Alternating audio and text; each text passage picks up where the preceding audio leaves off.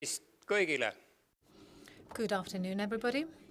My name is Mart Nilsson, and I'm happy to welcome you here on behalf of TSENTER. And so if you're looking to the south, as we're so far from Tallinn, then first of all, I would say we have nice people and beautiful nature. And in addition, we have many other cool things. We have the Võru County Vocational Education Center, where we have the competence center for the wood production and furniture. So if we were to sum up what is TSENTER, then we could say that we are an island of innovation in the entrepreneurship, business education, and applied research island here in southeast Estonia. I hope that you all have a very successful day and green way of thinking. Aitäh. No nii, Thank you, and I'm going to be the moderator today. My name is Mirjam Mõttus.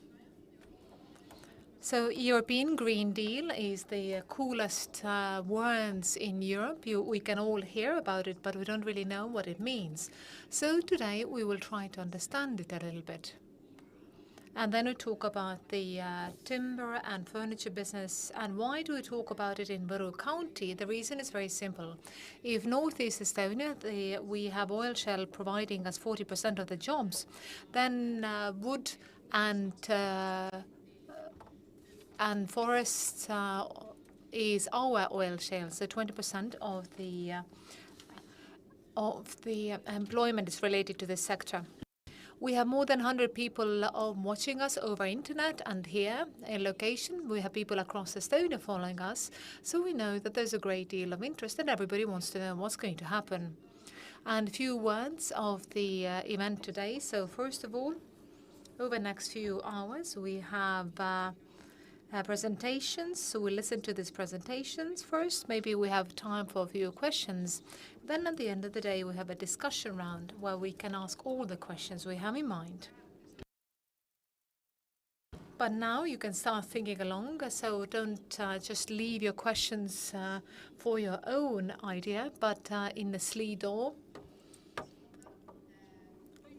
So this is a possibility for you to ask questions. And the password is #Roheleppe. So you can listen to the speakers. You think about about a question, you can submit it on Slido platform, and Kadri and we can see it, and then during the day we try to ask the questions and get answers for you. But without further ado, we have the head of the European Commission Representation Office, Keit Kasemets, who is going to come here for an introduction regarding the impact and possibility of the climate package of the European Union. Good afternoon. I'm very happy to be here in Võru County again. I've been here quite a lot, and I'm happy to confirm that indeed we have really nice people and beautiful nature. So everything is correct. So in TSENTER we walked around, and this is also very innovative and new place. Marku Lamp from the Ministry of Environment will tell you in greater detail about the EU Green Deal. And so you will know more about it, and I try not to repeat what he's going to say and give you a wider context. So first of all, what is the situation in Europe right now if we think about the European Union climate package? So briefly, the situation is that EU Climate Act has been adopted. And before, the Green Deal was a political declaration, or a rather promise, and everybody said, yes, indeed, we would have to do that. But today we have reached the situation where we have the legal framework in place, which has been adopted by the member states and the parliament. So by year 2050, as a specific objective, it has stated that we want to achieve climate neutrality, and by year 2030, 55% of reduction of greenhouse gases compared to the 1990 level.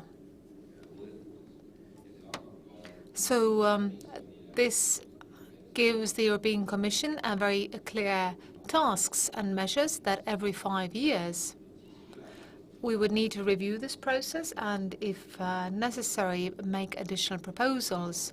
So some things should be done when things are not moving as they're supposed to, or maybe things are moving faster than we thought.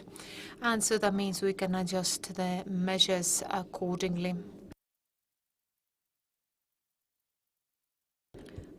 Now the European Commission reviewed this during the development of Climate Act, seeing what is happening in Europe when it comes to the reduction of emissions. Then before the coronavirus crisis, the situation was such that the European Union is definitely the only bigger economic bloc which in reality is actually reducing emissions compared to the levels of 1990. So that review was done by the end of 2018, so there was 26%. That was a reduction. Now it's gone up a little bit. So the Commission forecast also clearly showed that if we're going to continue like this, then we will not actually reach 55%, which we're supposed to be done by year 2030. So this savings on emissions comes from energy sector for us so far. And most of the other sectors have increased their CO2. So energy sector is the biggest emitter of CO2, and then transport, which is again a lot to do with fuel. And then there's industry. So this is where all the different sectors are combined. There's some of the biggest in cement, fertilizer producers.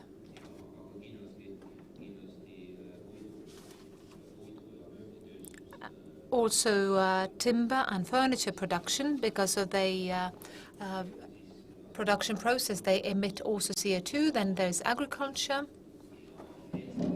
and forestry industry.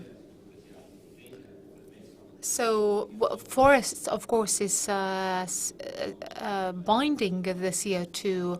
So if we talk about climate neutrality, we talk about both sides of it. We cannot really emit more than nature and ecosystem is able to sequestrate. So forest is definitely one of the main binders of CO2 emissions.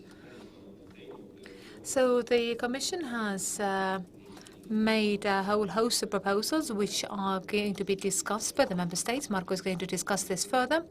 So we will know what the biggest issues are for Member States. I'm not going to get into detail, but when it comes to furniture and timber industry, then not all these changes impact you directly. But what is definitely worthy of attention is that if you look at the emissions trading system, then this system is going to be extended. So in addition to the energy and electricity production, it will be expanded to fuel, transport fuels, also for buildings. So this is one of the changes which is going to impact many industries. And that means that the focus is moving away from fossil fuels, moving towards the renewable energy sources. Then the Commission made a proposal to increase the target for renewable energy sources. And so this is also going to impact forestry and timber sector. So the proposal was to increase the energy efficiency targets. So across the European Union, the target is that every year to consume less. And there, the ambition as well is to reduce this consumption twice as much as previously planned.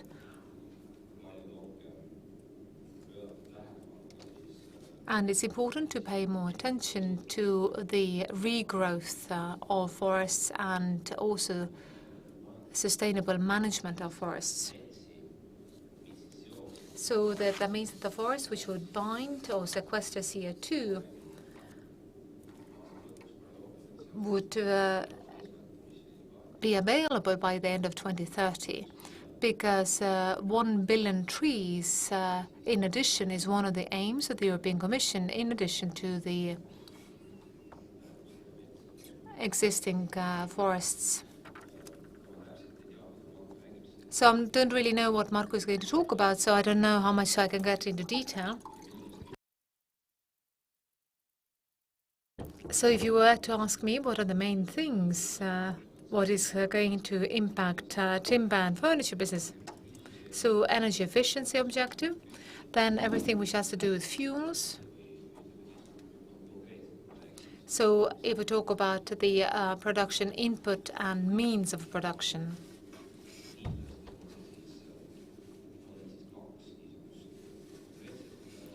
So these will be two specific changes. I'm sure you're going to talk about the LULUCF, so everything to do with the land use, land change of forestry regulation, and all sorts of different categories of forests, and collection of statistical information on forests, and where and how you can actually cut. Also, when it comes to source of the raw material, energy, and price, so what kind of biomass can be used for energy production. So this is also important, and the Commission has submitted their proposals.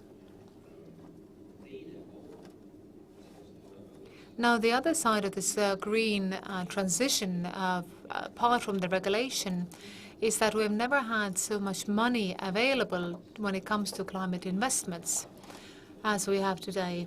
So if you look at the EU budget and in general, if you look at the investment possibilities, so this Tuesday, the President of the European Commission, Ursula von der Leyen, was visiting Estonia, and she was introducing this package, and she gave the European Commission approval to the Recovery and Resilience Plan for Estonia, and there is a large chunk of it is aimed for the climate, and there are different tranches or different envelopes. Some of it has to do with the renewable sources, also transmission grid development, so 23 million, so that we can bring more renewable energy sources. It also has to do with the Rail Baltic, a new terminal, but it also has to do with the energy efficiency. And then also the payments, investment payments for companies in order to achieve climate-friendly production processes. So in addition to that, we have the new MFF, new European Union budget. So that means that this recovery resilience plan has to be used up over the next 6 years. First 3 years will go for the procurements and the developments, and the entire new budget, which is I'm sure you remember these discussions where everybody says there's less money, we have to cope ourselves, but actually we got more money compared to what the previous 7 years and the payments into cohesion policy. So investment possibilities exist. And if you are, as businesses, you talk to banks and financial institutions, then today that they are more open to various climate-friendly and sustainable projects developments. So they are more eager to give loans to the green projects rather than others. And so this is done through the European Investment Bank and the loan guarantees. So this is going to be distributed through the banks in Estonia, so these volumes are quite high. So I think that this Green Deal gives a lot of good possibilities for businesses. I can see that my time is almost up, and I have one thing to add. This it actually goes really well hand in hand with this center where we are today. One of the big goals in the European Union is the environmentally friendly design and construction, to use more wood to use it more for constructions, for products. So this is one of the major priorities. And the President of the Commission has initiated this project herself. So across Europe, experts and engineers, architects are meeting. And we are looking at different options. So everything you do here is really following the spirit of the Green Deal. So it has a lot of good opportunities. And I think the aim is the same, to use this wood so that we would provide added value, with a higher added value, which would allow us to produce more environmentally friendly products. But that's it as a way of introduction, and during panel we can have a more of a chat. Thank you.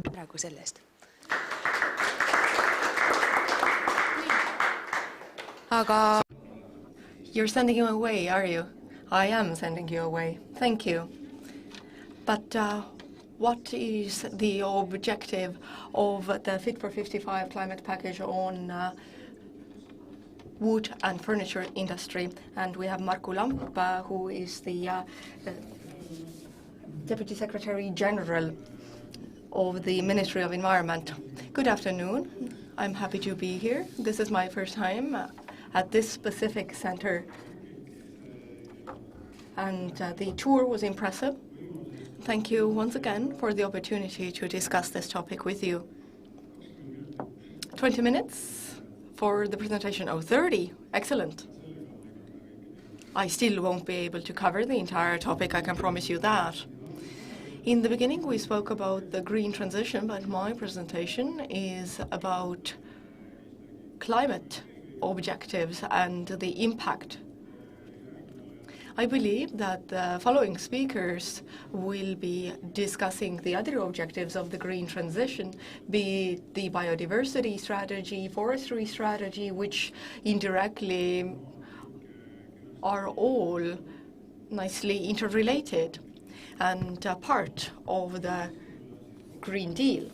And I will try and focus more on the climate package related issues. And Kate already mentioned it, but this comparison with the 90s is taking place, and the objective to reach climate neutrality by 2050 is quite ambitious. And when the developments were not fast enough, then the efforts were amped up, and the target was raised to 55% compared to 1990 when it comes to greenhouse gas emissions in 2030 in the EU. And of course, it's different in different countries, but everybody is to reach the objective. The climate legislation, or the total package itself, is made up of a number of different legal acts, 8 of them, and initiatives. And I have tried to outline the ones that might affect wood processing, furniture industry, and forestry at large more. But probably you can find certain keywords in other packages as well.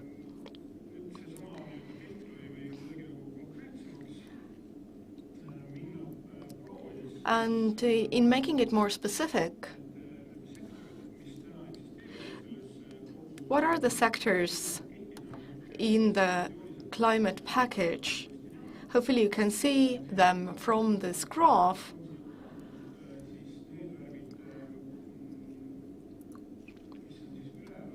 So the colors at the top over the 0, the orange primarily, and the others, these are the sectors that historically, since the 90s, have been the ones emitting the greenhouse gases. In this slide, you can see that and this is no news, that in the energy sector we have some of the highest emissions. And it's also true that since the 1990s, there has been a considerable reduction. Also, transportation and also other areas, industrial processes and also agriculture. And below zero, it sort of has a minus next to it, but in the positive sense, sequestering the emissions. So this is LULUCF, land use change, and forestry sector are in this package together. And historically, this sector has been the one that has helped the other sectors that have higher emissions to balance it out. When it comes to wood processing, then when these objectives are looked at in the Green Deal and package, and we start looking at the columns, then what's important for wood processing and input costs, then it's the energy sector. Is it the green transition or the current situation in a COVID crisis or a post-COVID crisis affects the electricity prices, but there is an input to wood industry to have a smooth transition to renewable energy, so that the input cost would affect the price as little as possible. And looking at Estonia, establishing wind farms has taken longer than anticipated. And the question is, what is the planning process like in Estonia, how it has gotten off to a start, where it is possible to build wind farms depends on how much wind there is, how many different restrictions there are, and whether the local people accept wind farms in their locality. So that is definitely one option to increase the renewable energy, also solar energy. And hopefully that will help us make our energy package greener as well. Transportation sector has also had some fluctuations historically. In recent years, it hasn't really reduced. So that's also a question mark. When you complete your product as processors, then of course you want to transport it as affordably as possible. So that is definitely a factor as well. And also the wood raw material. I'll speak more about this in the second half of the presentation. Coming back to transportation, and I also had indicated one initiative that at the end of the day might also affect this sector, innovation fuel. There's also an obligation to use the bio component in the future, and it's already being researched whether it can be wood biomass. That is one option, which on the one hand provides an opportunity to use lower quality wood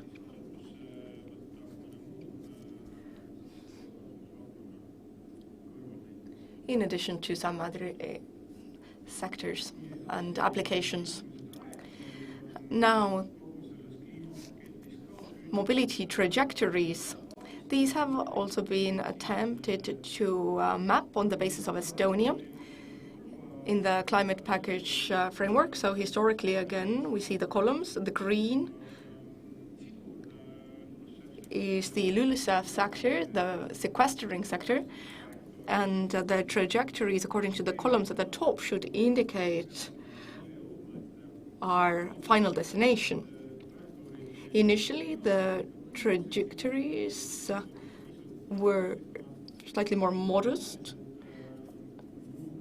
Now the green marks should indicate the new set targets. So in order to reach climate neutrality, the emissions and sequestering of the different sectors should be balanced.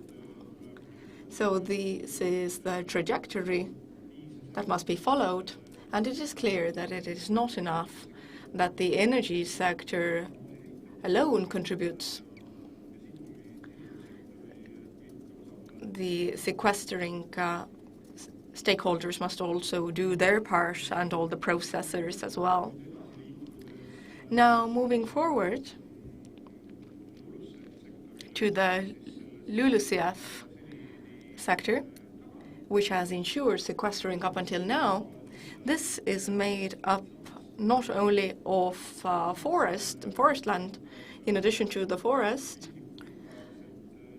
carbon is sequestered and captured by wooden products that many of you prepare.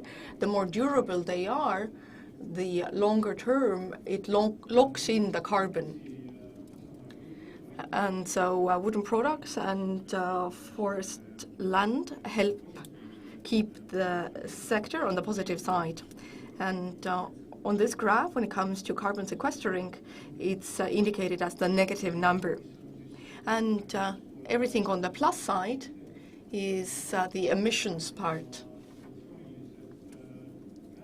And traditionally, the wet areas in this sector are the ones that have the highest emissions,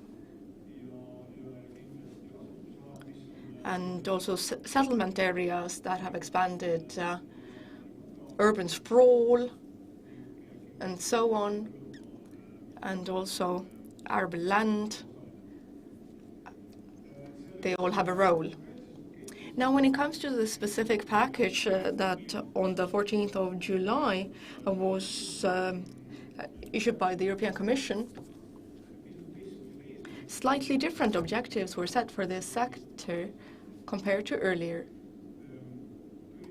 I must admit that these are very complicated calculation rules or accounting rules, so we probably cannot become clear on how the calculations take place exactly in this sector today during this seminar. For every subsector of LULUCF, there are separate objectives.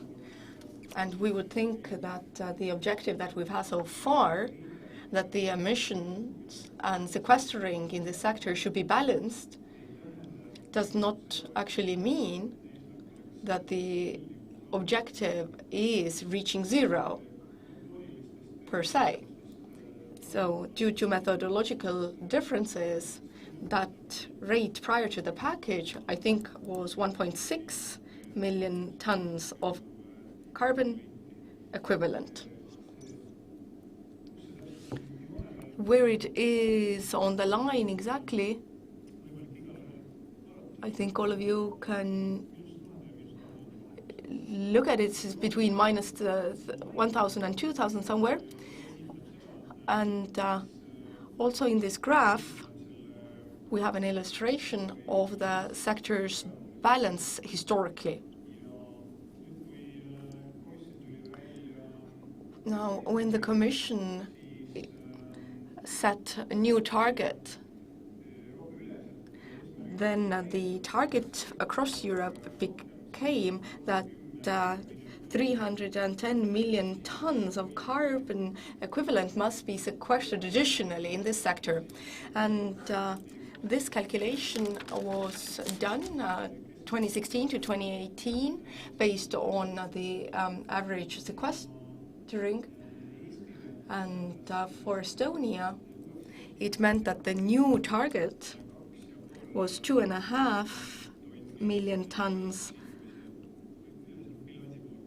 of the balance side. So that's the orange line on the graph. So this growth is rather ambitious. That was projected onto Estonia. Now, looking at these calculations, then the average in the EU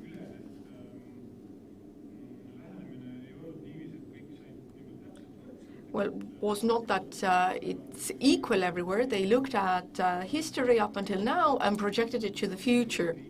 There are countries that in the future in this sector must sequester less, the Finns, for example.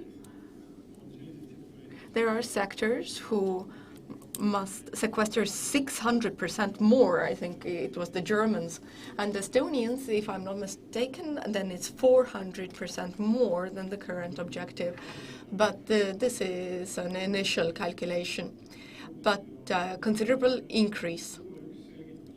And one explanation may be that in the meantime, there has been an interim year in the reporting that the Commission maybe has not taken into account, but this is just speculation at this point. I think the important message is that this sector has very high expectations.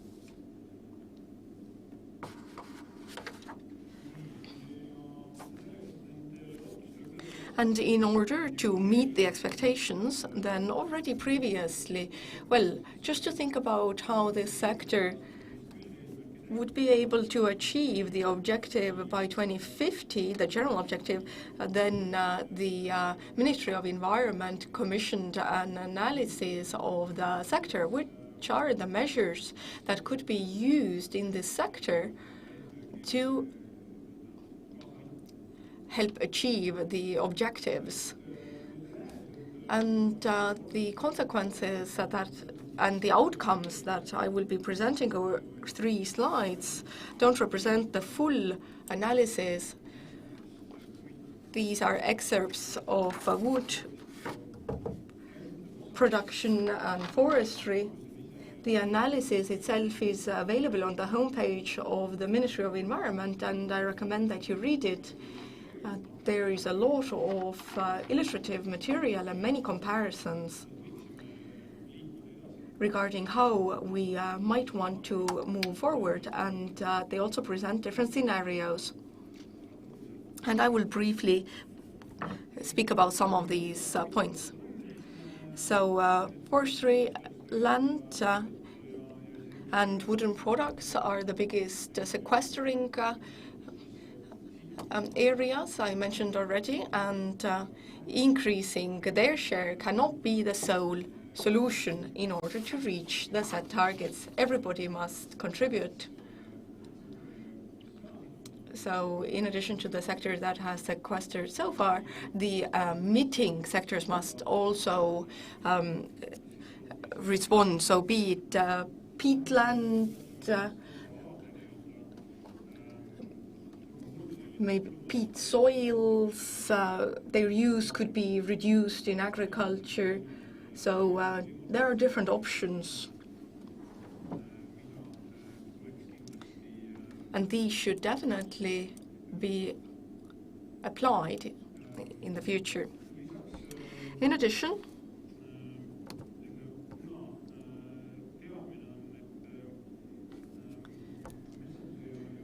since we know that the impact of forestry on greenhouse gases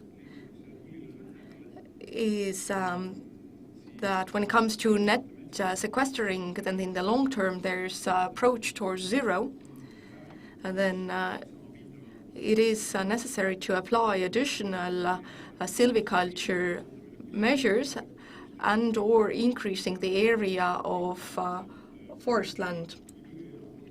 And this has the highest long-term positive effect as an activity. It, of course, has its limits. But I will speak more about it with a different slide. The calculations were also run on the basis of different scenarios of logging volumes and woodland use that affect sequestering and emissions and the different components. And in this specific analysis, there were different scenarios, 4 of them.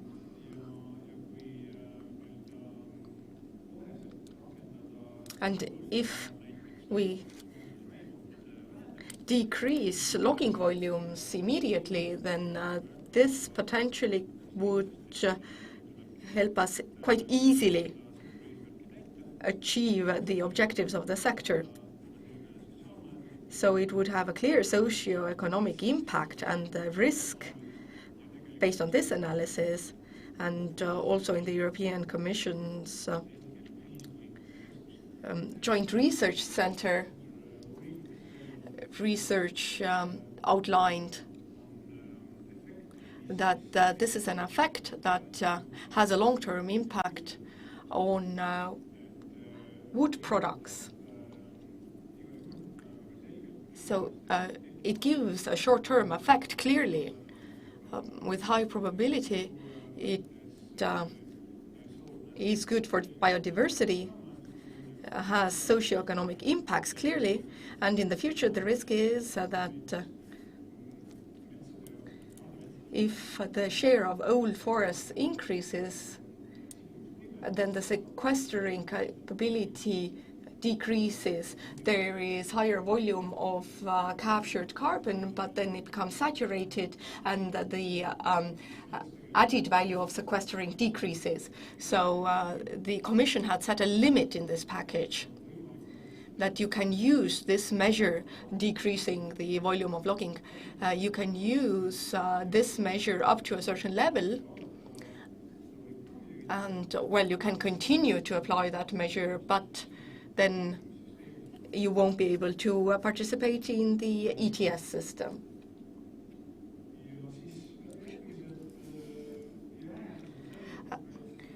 And other outcomes of the analysis, so the long-term perspective again, they also looked at, they also looked beyond 2050. In the specific piece of research, they looked up to 2100, and we can forecast quite well what cumulative effect as well. And timber and wood products, well, like Keit Kasemets said, the expectation is that carbon will continue to be sequestered in wooden products. So, of course, sequestering in forest land, and in addition to long-term risks, we have to consider that if we decrease the volume of logging, then the long-term carbon sequestering potential in wooden products will decrease. And the analysis stated that if these measures are applied together, and then the impact, if the logging volumes remain stable, around 10 million cubic meters a year, then if applying these measures, it would be possible to sequester an additional 0.5 million tons of CO2 equivalent. And the new target set with this package cannot be achieved by these measures alone. Now, the measures, in brief. So this rainbow here illustrates the additional measures that can be applied that have a long-term positive effect. So afforestation is long-term, and the effect increases over time. And of course, it is costly. And the area here is 75,000 hectares. And to the best of our knowledge, this could be achieved. Historically, higher numbers have been stated, but this is a realistic estimation of what might be possible.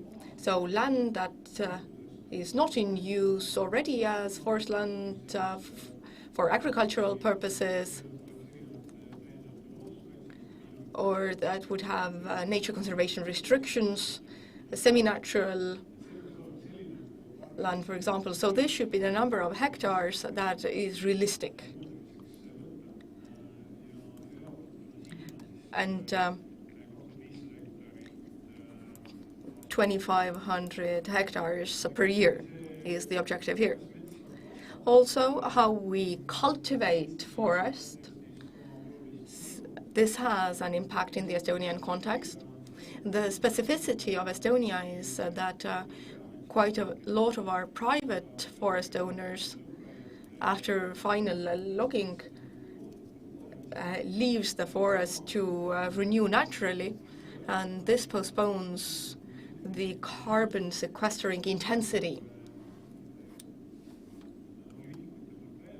And the analysts in this research say that if we renewed forests actively, then that would help. And also, there's also sparse wood stands early felling that's been outlined here. So this refers mostly to private forests, and due to different historical reasons, forests have been left to nature, or they've just grown. And these are sparse. The land has not been purposefully covered in forest products. And so when it comes to sequestering, these forests are not doing their job properly, so to say. So the analysts proposed that there could be some interventions, that they could be taken into use, and it would be possible to maybe cultivate trees there to increase the sequestering efficiency. I'm not going to speak about peat right now. And then the red line, I don't know whether it symbolizes anything, but when it comes to production of wood pulp, this should also have an additional effect, and it would have an effect quite quickly. And it's 2 million cubic meters of timber a year.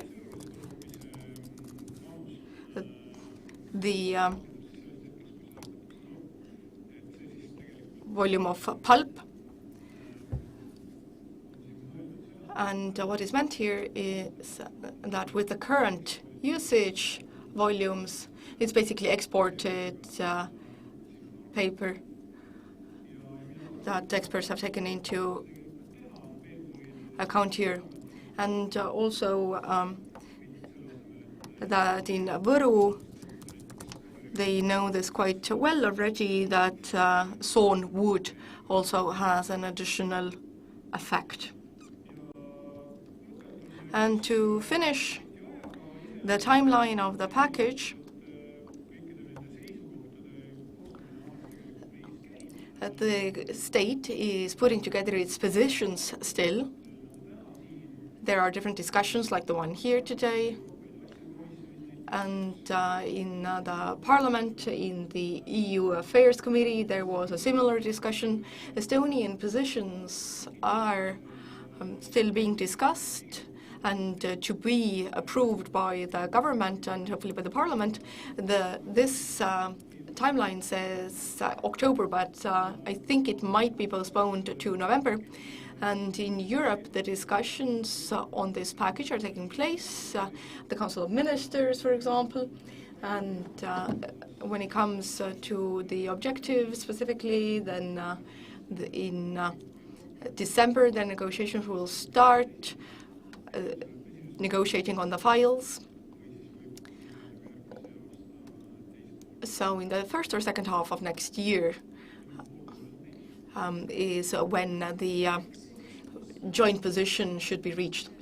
And a question on one of the slides, we saw carbon sequestering over the past 10 years and a fall in the rate. What is the reason? Is it because we have less forest mass? Well, the reserve of forest has not decreased. The components in the LULUCF calculation, well, one is the area of forest land, and we have a decrease here. We don't have an increase in the area of forest land anymore. So the land use activities are at the same level. So urban sprawl is one of the reasons, for example. So activities have been at the same rate as expansion of wood and forest land. And there was a request here that you mentioned a piece of research, and there is a question whether you can share the link. So some people want to read it thoroughly. Yes, I call on you to visit the homepage of the ministry. This person probably couldn't find it. Well, then I will have to send this link to you. I don't remember it off the top of my head.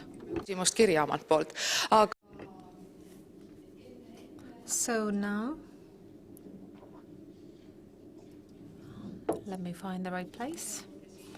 Now we welcome Siim Kurasoo from the Estonian Fund for Nature, who is going to talk about the impact of climate package on Estonian nature. So you have 15 minutes. Thank you very much for this invitation.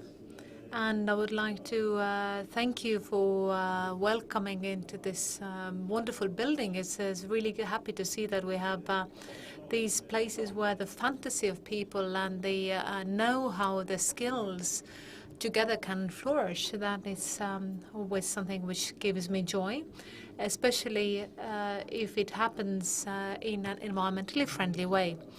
But I have some slides as well for my 15 minutes. And this covers a lot of things which have been mentioned already, but perhaps I'm going to talk more about the Green Deal, how we reached this Green Deal, taking into account that we have been talking about it quite a bit. People are discussing that maybe it's too sharp, too sudden of a change. So let us look at that, and then we will mention a few things which we have heard about.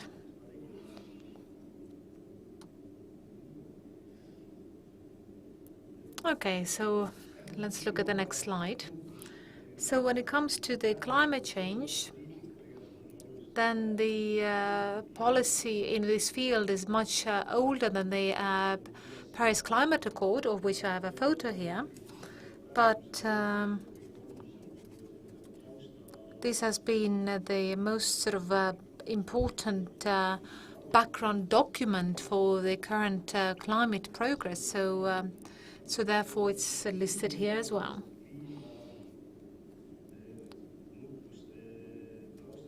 So maybe if we talk about this background, then we can say that the climate has changed all the time, and maybe this is not something that special, and we can handle this situation.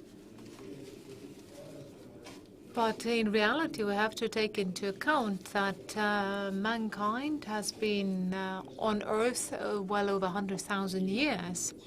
And if we talk about human civilization, then we can really talk about the last couple of thousand years. So the stable climate is considered to be a precondition for the human civilization existence, especially post the most recent ice age. So this is the window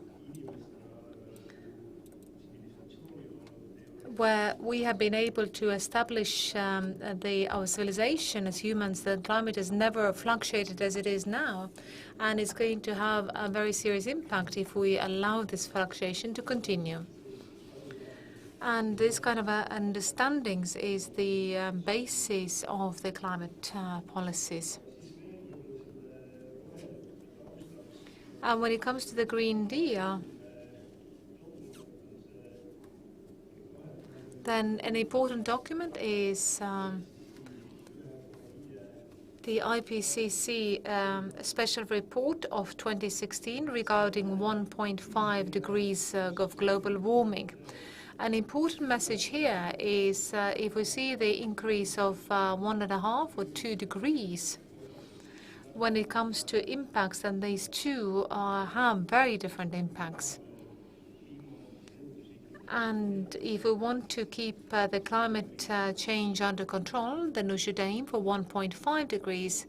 So we should not let the Earth get warmer than that. Now,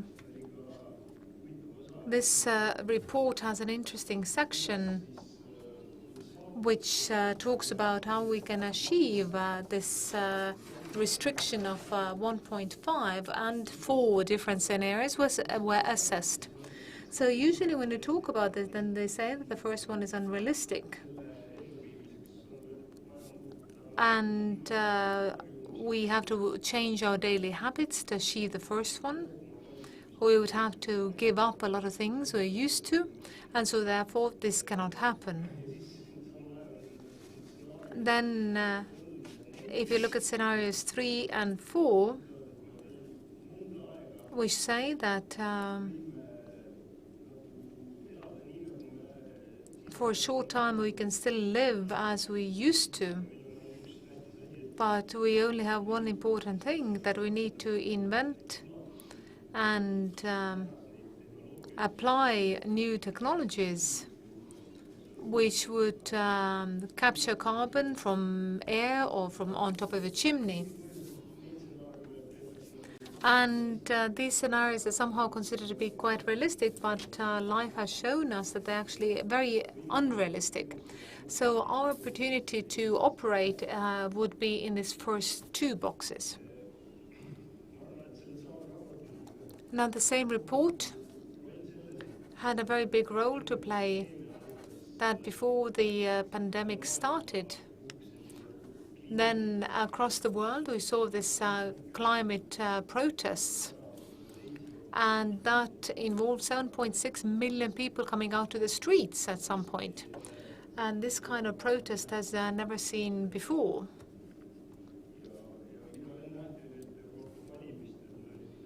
And when you looked at the elections in the European Union, you can see that also the green topics were on the forefront.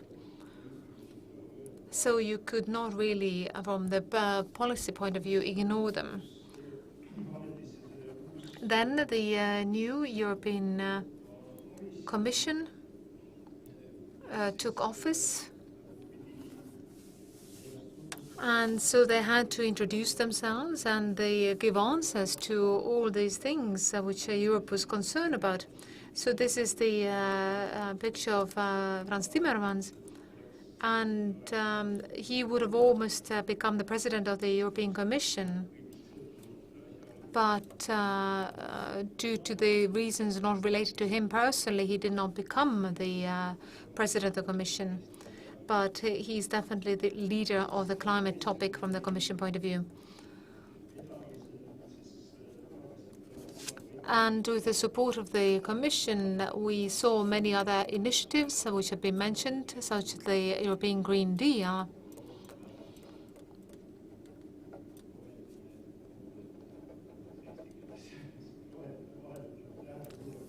Because sometimes if we talk about Green Deal or New Green Deal, it can be a sort of wider objective. New climate objectives and targets were set. And they were based on the scenarios I showed you before. And different environmental organizations are disputing over it and saying that Europe could be more ambitious, because we could say that, yes, if everybody behaves like we do, then we are on the right path, but at the same time we have many historic differences as well. So for developed nations, it's definitely a lot more complicated.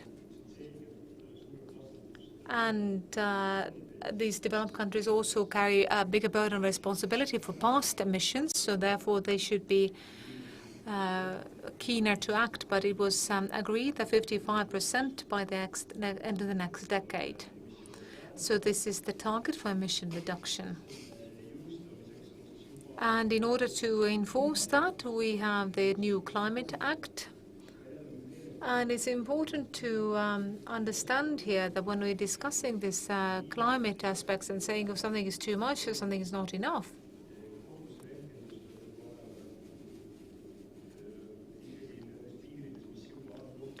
and then we should stay within the limits which have been already agreed. So if we wanted to say that we want to have more transport, then we should say, okay, then where is the saving coming from?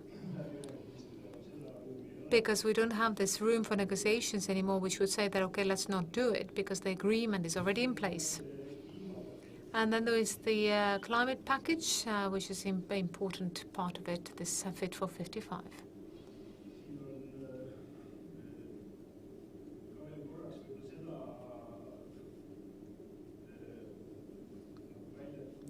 So another thing to note right now, where we are at the moment, if we are comparing the current situation with our target of 1.5 degrees, and if we look at the existing promises and politics, based on the existing promises, we are not really fitting within this 1.5 degree target yet, and that's a serious problem. And this is a slide Marko and I both shared. So these are the dots of Estonia 2035 are missing here. But what we can describe here is that Estonia wants to say that we have achieved a lot and that the situation is good.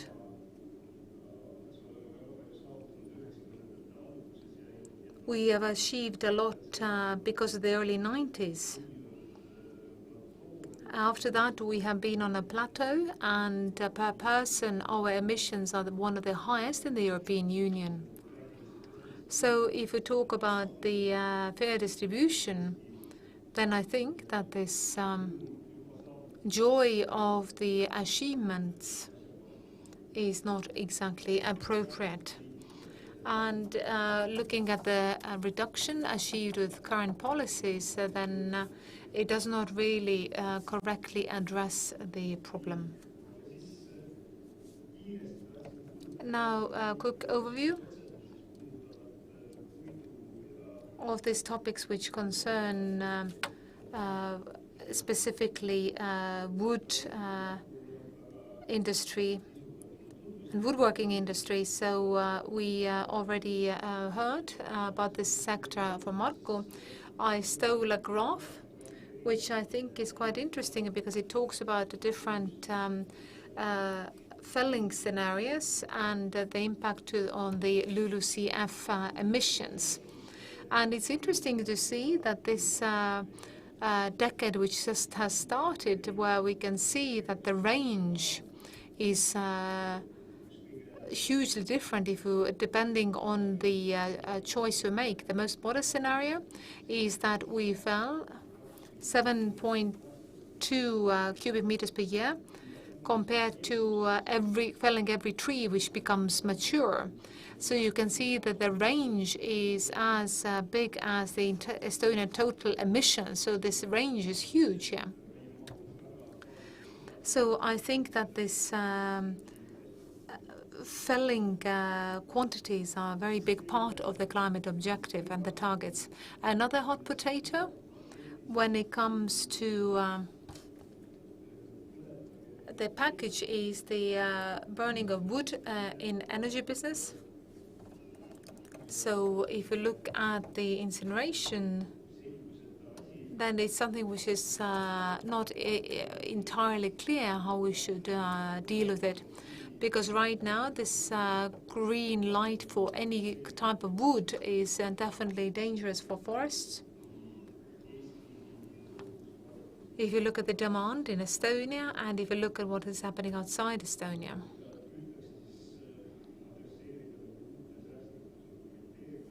So this is being addressed with the new sustainability criteria, but environmental organizations are not that sure.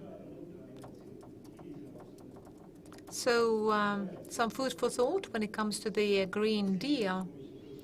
Then Commission here is clearly not only looking at the climate, but looking at other aspects as well. For example, looking at biodiversity.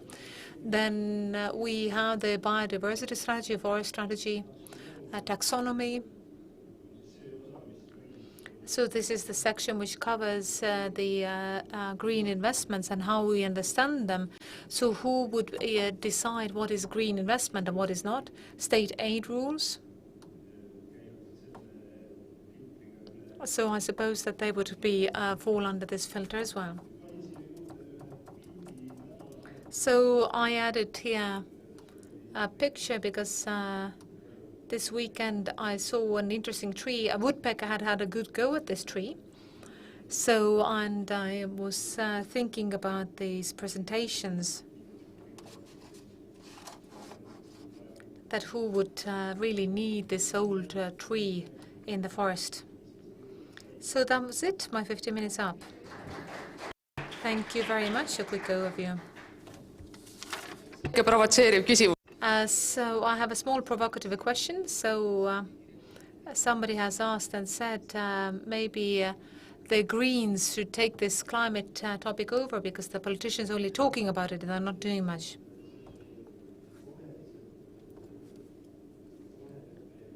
The Greens and the Green Deal, they tend to be somewhat abstract.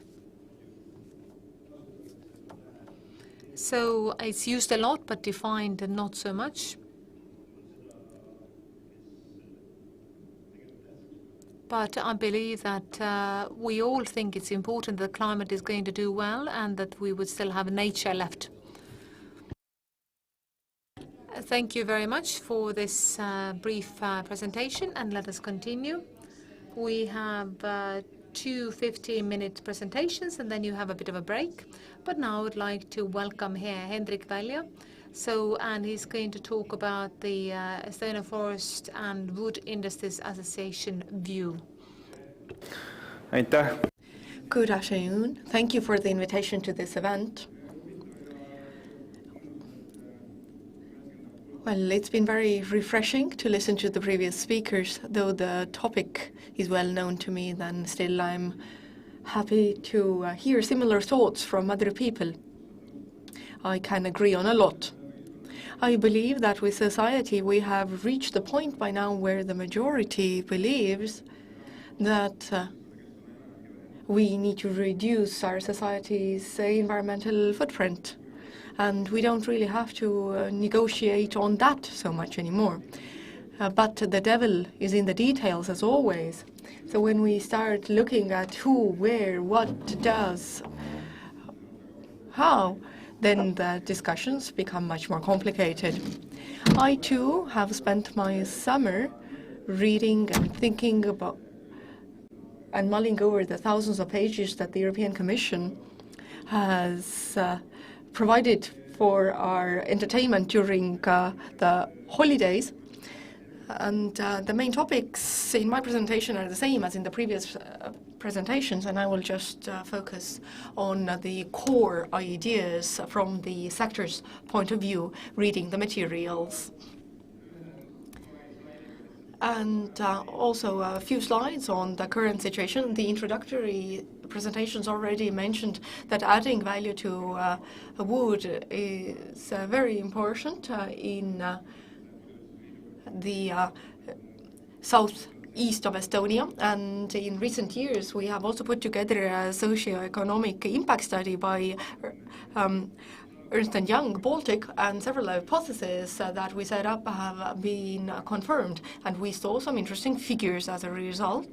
And to highlight that if we consider the sector's direct impact and indirect impact, jobs in other sectors, in logistics, for example, so indirect jobs in services, then the impact is about 14% of the total added value in Estonia and 11% of employment, or 10% around there.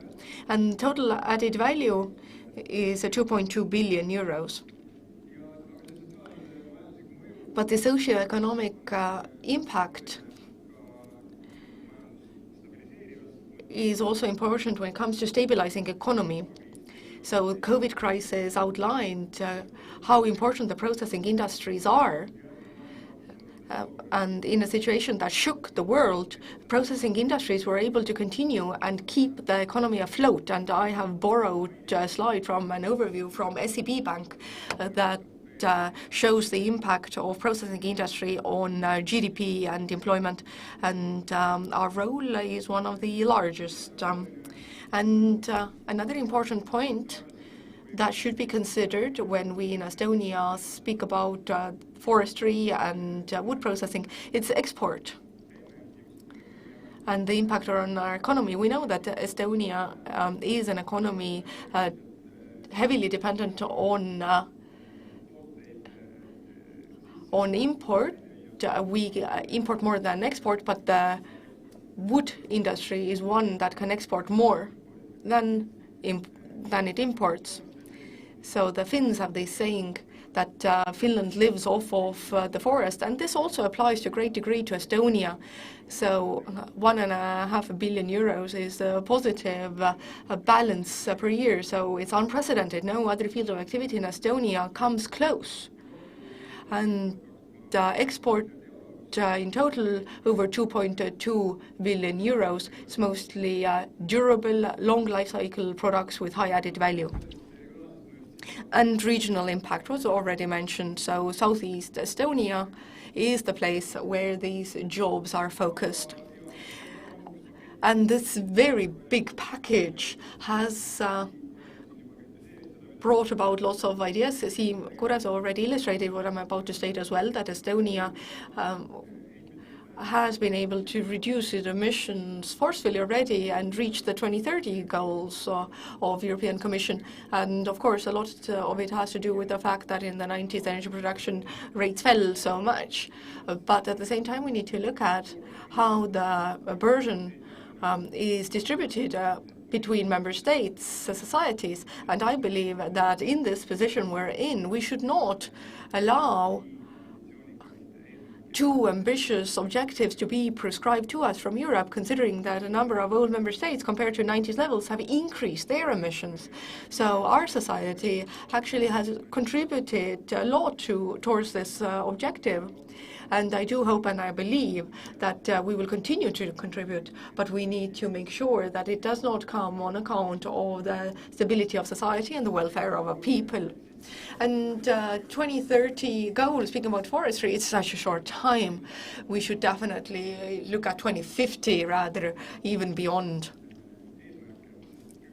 Because, well, you can't change very much in the life of a forest in 10 years. It was mentioned briefly. It's not part of Fit for 55 directly, but the forestry strategy that was published soon after and has been criticized quite heavily by leading forestry countries. And from the point of view of our association, well, we agree with the criticism that one strategy aims to regulate wood biomass natural areas in all of Europe, from the shrubs of Mediterranean to Portuguese eucalyptus farms to Northern Europe. So covering it in one regulation so that all these very different natural areas and their specific conditions are considered, I don't think it's possible. But the negotiations are active in Brussels level, and let's see where it ends up. And another strand of criticism from forest owners especially and the forestry sector is that the forestry strategy or the Fit for 55 package at large does not recognize the economic impact of forests. When we speak about sustainable management of forests, then it's biodiversity and recreation and economy functions that should all be considered and ensured. But the economic part is being left out, and there are expectations placed on forestry to compensate the emissions of other branches of industry.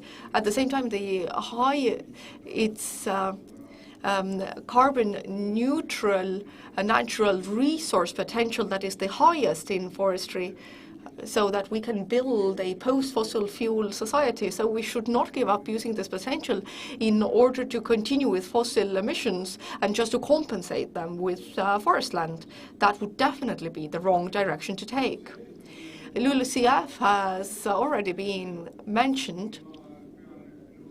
I agree with Marko and disagree to some part that there really is a very ambitious goal set for Estonia. On average, the EU objective is raising LULUCF 38%, in the case of Estonia, is 4 to 5 times. And what raises questions is that Latvia, next to us, which has very similar forests compared to Estonia, even more woodland, their objective is just 0.8 million tons of carbon equivalent. So I think the European Commission needs to review its base data. Where did these numbers come from? It seems to me that this is unfair for Estonia. And as a remark, what disturbs me personally is that the Netherlands, where we have 5 million tons of emissions, no sequestering really, then the ambition is to reduce it only by 500,000 tons to 4.5 million tons. So in absolute numbers, it's the same goal as Estonia, but in percentage-wise, it's a very low ambition level.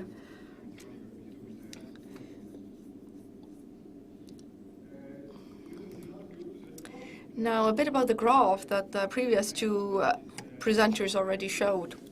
So this piece of research that the Environmental Agency and University of Life Sciences put together and also analyzed different logging strategies.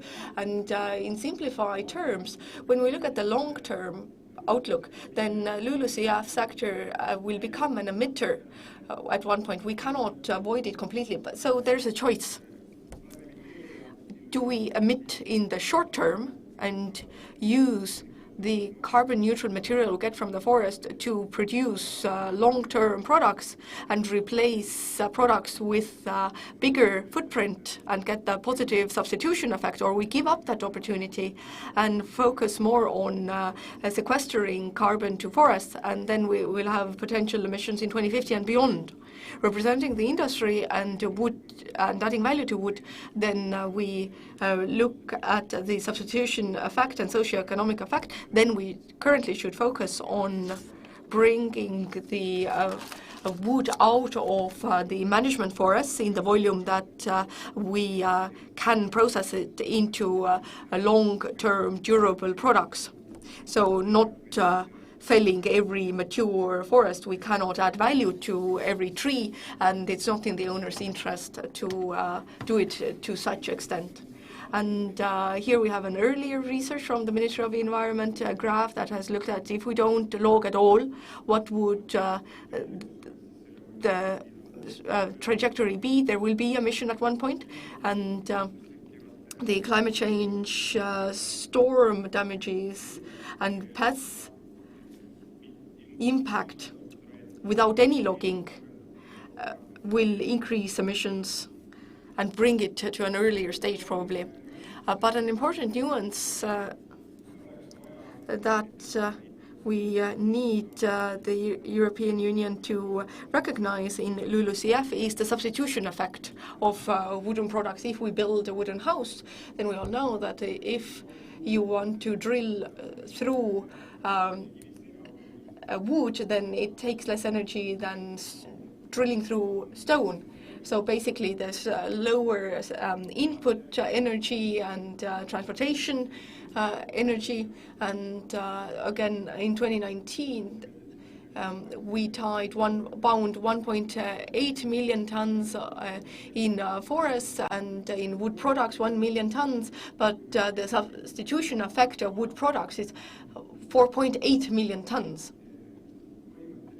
So basically, the European Commission currently supports wooden products usage in long-term durable products in renovation and construction, but the substitution effect currently, as far as I know, is not taken into consideration.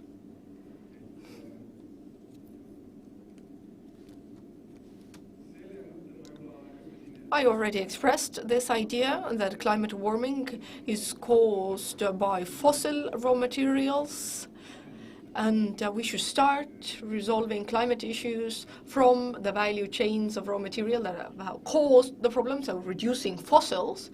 And we can replace part of the fossil footprint with wood, not fully, but somewhat. In my view, wood-based economic model currently has a value proposition to resolve climate issues and also take care of the economy. Now, we are negotiating matters in Europe, and the Fit for 55 objective is a shared responsibility, so we need to make sure that we don't give away our possibilities to add value as a society too easily. So this is an example of European support for Natura areas. This is related to biodiversity, but the support is 100 euros per hectare for forest owners. But potentially the wood added value you get from that hectare that we're missing out on is 2,000 euros. So I'm not saying that we should not have Natura areas or conserve our nature, but we should not become the cheap footprint compensator of wealthy societies and thereby losing out on the opportunities to create added value for our society. And it's also related heavily to rural area employment. And another position of principle is that there are many debates around forestry and wooden products, especially regarding energy, but European Union is the region where we have the most developed requirements on social justice and nature conservation and forestry. So wood that is from Europe, sourced from Europe, produced into products here is following the most strict requirements, and control outside the EU and their demands are much lower. So we should, in Europe, facilitate that within our territory we have long, full supply chains. And just an informative slide, what is a tree made up of? Sometimes in society we speak about what timber to use in energy, what not, and I participated in the morning in the Parliament's EU Affairs Committee discussion where it was outlined that using material from the forest directly in energy should be non-qualifiable. Well, from the industry side, I would like to say, what will we do with this material since it's conical, since there are damages, there are different types of trees, there are branches, then during managing forests, we cannot mechanically and chemically add value to all of the timber, and we need manageable renewable energy. So I believe that we do need a leap in renewable energy. If my data is correct, then our closest offshore wind farms are 10 years away So in energy, in the next decades, wood will have a role in energy sector. And Marco also referred to aviation fuel. That's something for the future. So if our buildings are economical and efficient and we use renewable energy, and then there are many places where we still need bio-based components, like in aviation fuel. But behind the screen, I looked at the list of participants. We have a number of companies listening, then something specific as well. So what should companies do right now in this situation? I believe that we need to do real things that have real impact.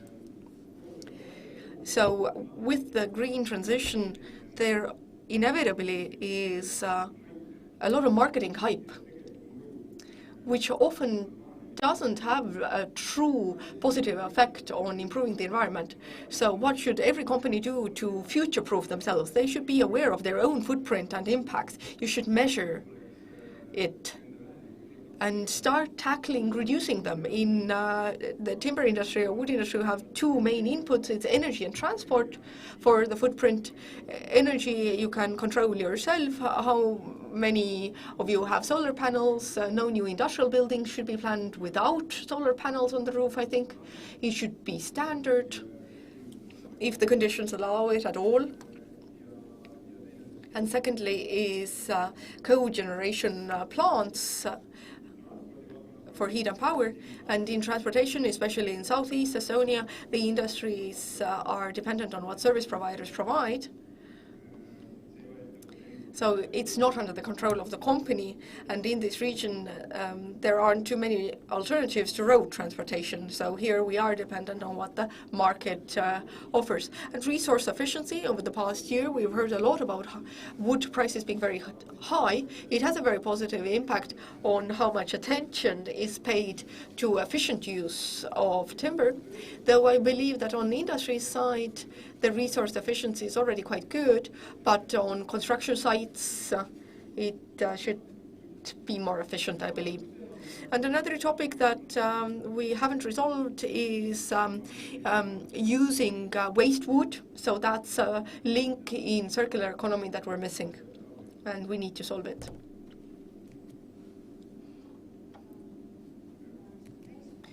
So your time is up.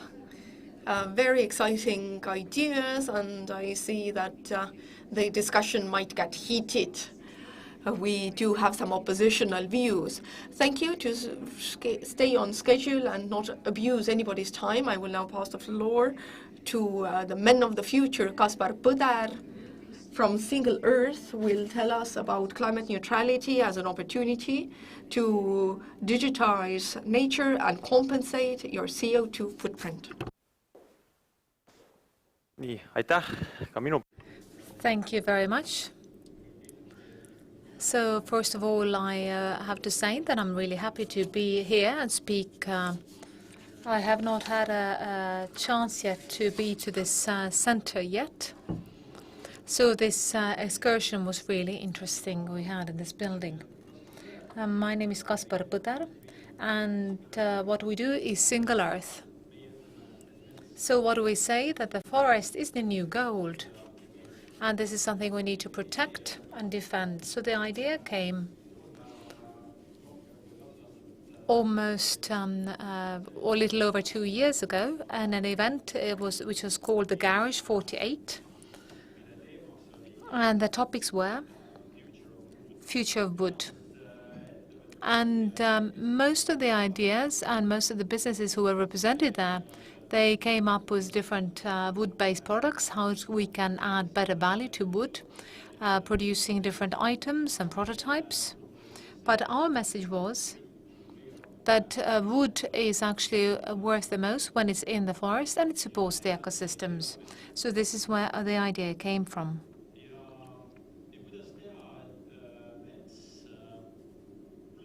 How can you turn forests into gold and how you can make it tradable? That means that it has to become gold, because gold and forest and what the forest would do is fairly similar to gold. We have carbon, which is sequestered by wood, the biodiversity in the forest should be all tradable. So therefore, it should be also liquid. And in this process, it's very important to have a good security. So the carbon which is bound in the forest, where the business can buy this up, then this is something which is difficult to quantitate. So we use different technologies to make sure that this process will be as safe as possible. And in order for us to understand what the forest does, how much carbon is being sequestered and how our biodiversity is, you need to have a better understanding of the planet. So we have created a digital twin. So this is where you can see exactly how much carbon is being sequestered by a forest or doesn't sequester. Or we can see exactly what happens in one specific location. So today, if you go to our website, then you can test it. You can pick any place in the planet, or in Estonia, or in Latvia, or in Brazil, wherever you go. On the map shows you how much carbon is being sequestered in that location. It's been quite a big job, and this is the first version, and it's ready. And at the moment, the carbon market exists because companies buy carbon offset in order to reduce their carbon footprint. Right now, this market is accessible only very few forest owners, and so therefore this market has to become accessible to all the forest owners. Right now, the forest owner cannot access this market because the price is very high, because the forest needs to be certified on the existing market, and that costs thousands or tens of thousands of euros. But we do it for free because we use the digital twin, and therefore we have existing information about the forest. And here is a comparison. If you look at the compare gold versus nature, both are a limited amount. And the value of gold comes from the limited quantity. And the same is true for nature, because when it comes to nature, what is sad is that when it comes to wild nature in the world, then that is reducing. And when it comes to gold, it's also impossible to quantitate. Using now technology which exists today, we can use this tool that every sequestered carbon token, which I'm going to mention a little later, that we have the information where this token is coming from. And that means that these tokens are very hard to quantitate. And gold is very easy to sell on the market, and you can buy it. But when it comes to nature and the sequestered carbon, you cannot really easily sell or buy it in the market, especially for the forest owners.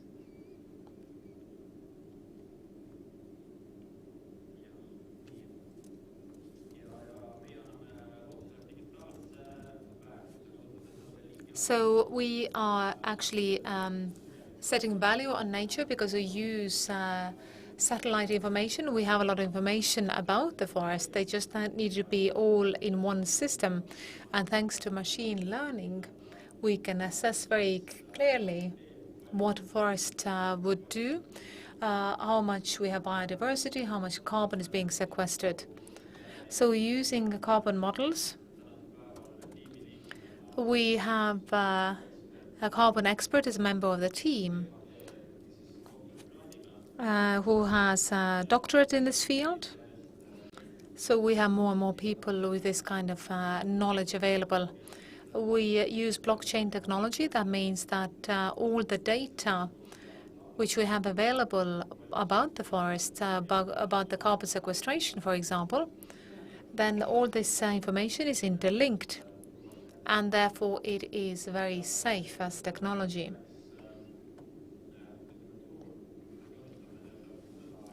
So we use a merit token as a gold equivalent on the market, and this represents 100 kilograms of sequestered carbon dioxide in a forest. So these are the tokens you can buy and sell in order to offset your ecological footprint.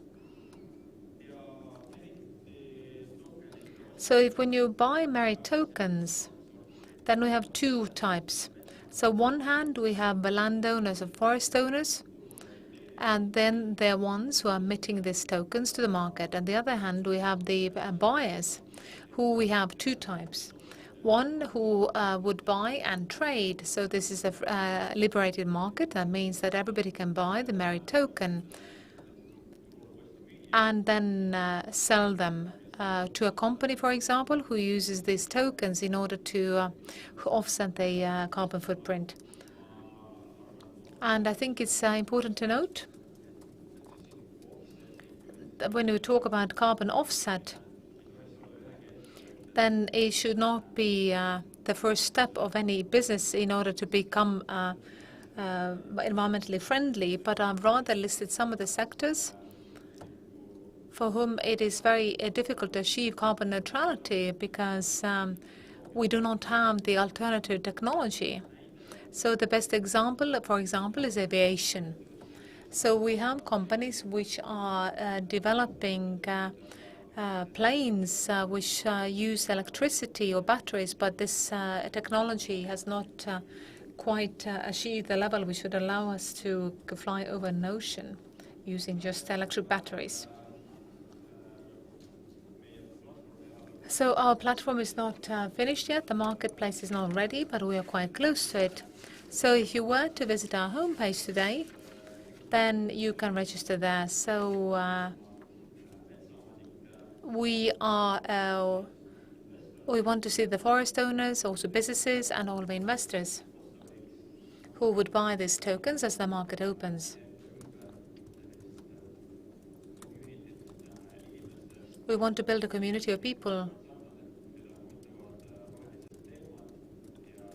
So this is for people who are interested in green topics and who want to contribute to the achievement of climate objectives.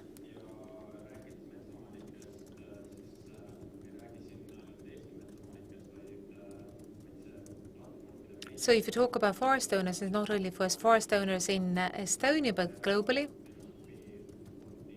And we've seen interest from the forest owners in Estonia and also around the countries.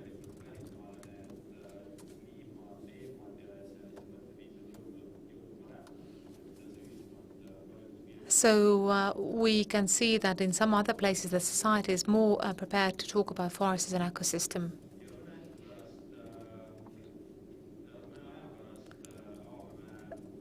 So quite soon we will open a platform for forest owners where they can insert their data. So this is going to be one side of the marketplace, the sales platform, where you can enter the data about the forest, where we carry out the necessary calculations. And this is the view where the forest owner can see the changes in the forest in real time, because everything we do will be taking place real time. So this is a technology which allows us to update our data about 3 times a week, because we use satellite data, and satellites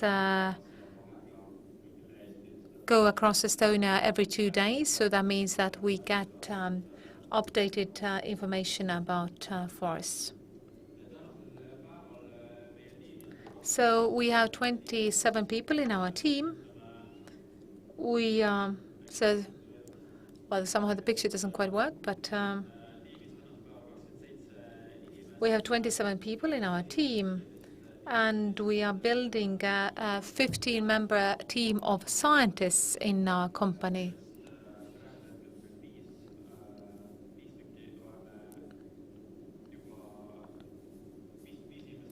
So 5 have already joined us, and 2 of them have doctorate degrees. We have people of 7 nationalities, and we speak a total of 12 languages. And an important value in the company is that we are a very young startup company, only 2 years old, but people in our company have are of all different ages and different backgrounds. So we have 24 years old and up to 57. So that means we have a lot of experience. Merit Valsalu is our CEO, and she comes from Pipe Drive. She was running the localization there, and Andrus Aaslaid, whose background is behind the Estonian e-government systems. And that's it from me. You have a whole host of questions. We can ask few. For example, how can you determine biodiversity based on satellite photos? So satellite data will tell us about changes in the forest because you can detect change. You can calculate the change. And if the forest is untouched, because, for example, if we have historical data, then we can tell that if this forest has been influenced by people. So the biodiversity is a very complicated idea. It doesn't mean that we have to have a lot of different species, but rather we want to know how much we have this virgin nature, which is very easy to read from the satellite. Then there's a question. How is the merit token value going to be changed if, for example, there is wood which is for some reason damaged? That's very interesting, and since we are reading the data constantly, then we can see all the changes in the forests. For example,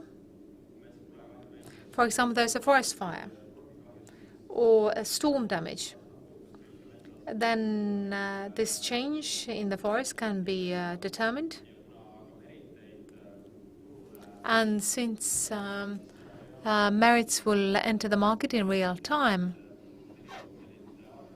then the number of merit tokens which enters the market will change because of the situation change. There's a whole lot of questions, but we have to keep to the timetable. I would like to remind you, hashtag Roheleppe, and you can see the questions submitted by the other people, and perhaps you can answer. So I think we're going to continue it later during the panel discussion, but now we're going to have a small break. You've been sitting here for quite a while already.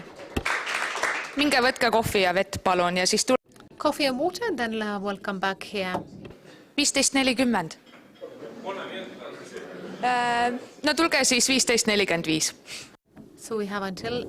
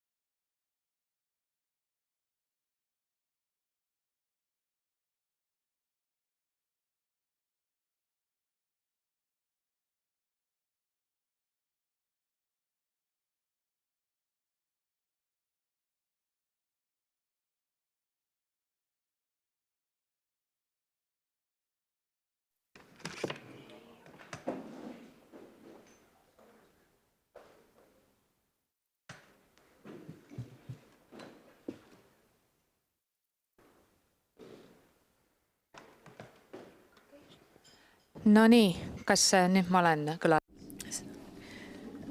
Now, let's continue. Two things I'd like to say before Sanna Kontinen's presentation. So hashtag roheleppe.sli.co, enter your questions and check the questions that have been uploaded already. And secondly, Sanna is with us from Finland. She'll speak about sustainability in plywood business, and her presentation will be in English. So if you feel that you would like to listen to the interpretation, then you can find headsets on the table. Channel number 1 is Estonian. Thank you. Thank you for the opportunity to introduce Finnish example of sustainability in plywood business. It used to be a timber business, but I changed as we are European plywood that I'm telling today. So my name is Sanna Kontinen. I come from European plywood, Finland. And first I'm going to introduce European plywood very briefly. So we have 8 mills in 3 different countries, Finland, Russia, and Estonia. And then we have globally 10 sales offices, over 2,000 employees, and our sales is 400 million euros. We deliver products mainly to Europe, but also to other continents. And our main focus is on construction products and also in some industrial end uses like vehicle flooring and shipbuilding, so transporting mainly. These global megatrends like urbanization, increase in standards of living, and also the environmental awareness, and of course this climate change, they are boosting our plywood business. And also the globalization, digitalization, they are increasing the transportation needs and doing it with the same thing with the transportation business.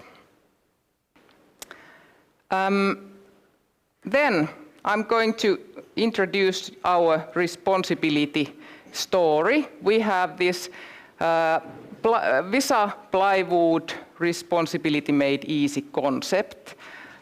It's kind of holistic view on responsibility and just showing that responsibility is actually part of our everyday work. It's in everything we do. First, I'm starting from the responsible wood material, because wood is the main block of the plywood. And our very business depends, of course, on the continuous growth of forests and the long-term availability of wood. So we have to take care of the forests. We know the origin of wood that we use, and it comes from responsibly managed forests. So this is one important thing to remember. Wood comes from Finland, Baltic countries, and also from Russia. And all the wood we source is sourced according to these well-known international FSC and PEFC standards. And we are promoting this responsible forest management worldwide, not saying that other of the forest certification schemes is better than one. And then one small detail that for every tree we use, we plant at least one new seedling for the future generations. So this is one very important thing, that we are not losing the wood. Next part of the responsibility is the responsibility for environmental performance. Now it didn't change the slide. Okay, it was slow. We have set 2030 targets, so long-term targets for our waste management, our water management, air emissions, and also one important thing, energy efficiency that we have been discussing today already. And now I'm going to give very practical ideas of what kind of things we have already done for reaching these targets. First, we have the waste issue, and it's about promoting the material efficiency and this circular economy principles. And we are paying attention on utilizing waste as a material instead of using it as energy. So instead of burning the waste, using it as a material. And first, we are putting more emphasis on sorting different fractions separately. Like plastics is one big issue, or has been in the recent years. That's something that we have started recently. So sorting plastics separately. Then we are also innovating some new products from the wastes. We have made soil conditioner from our crushed bark and also our beige ash, so we are mixing them together. Then we have studied and also exercised these new reuse possibilities. We have used ash, for example, in forest road improvements, and managed pretty well with that. Then we have used this crushed bark as a covering material, and also we have a trial ongoing using it as a composting supporting material. So instead of peat, which we will have lack of in the future years. And when it's possible in technical manners to use or utilize the waste as energy instead of transporting it long distances. As we saw that transportation is one big cause for the air emissions, then it should be really used on site if possible. And also the regulation, it should emphasize in making new innovations and trying new things, not just restricting everything too heavily. I have a few pictures here. Here is the cover material that we have used, and also the bark and ash mix, what we have put into the fields. Next thing, in the targets, we have the water target, so using water responsibly. Our 2 mills have their own wastewater treatment plants, and we have made one of them a total process renovation last year to increase the treatment results. And the other one is also making a long-term planning to increase the treatment capacity. So we really have to make sure that the treatment results are correct. Then the runoff water management, if we made some updates, they are always made with the best available technology principles. Majority of our mills are sending their wastewaters to the municipal wastewater treatment plants to enable a good treatment result. Water scarcity is one issue that it's not issue for us now, but I think something to keep in mind in the future. Then we get to the climate issues and air emissions. So we have made investments for fossil-free energy production already several years. So we have had new boilers to decrease the use of fossil fuels. And also we are investigating what possibilities we have to buy fossil-free electricity. Our heat energy production is heavily based on the byproducts usage on sites, so we are not transporting the the byproducts that much and using it as energy. Then the energy efficiency issue, of course it means that we have to do some investments. They may not be so big ones, but I think that big emphasis should be put on the daily actions. So what every employee is doing every day, then you can achieve a lot of energy efficiency that way. And I think this sentence gives a good idea on the energy and also other material efficiency, that when it's good for the business, then it's good for the environment. So when you are not wasting energy or material, it's also always good for environment. Our climate commitment has two different angles. So first, the forests that we have been discussing today already. We are targeting the climate positive forestry. And then I think the most important one are the emissions. And we have set this ambitious target to reduce our CO2 emissions 65% by 2030. And it's a huge target, I think. And it includes the whole UPM group. And the third angle is the products. We innovate novel products, but also we have to remember the wood products that have a big impact in this part. Next is responsibility for the society. And I have just one slide here.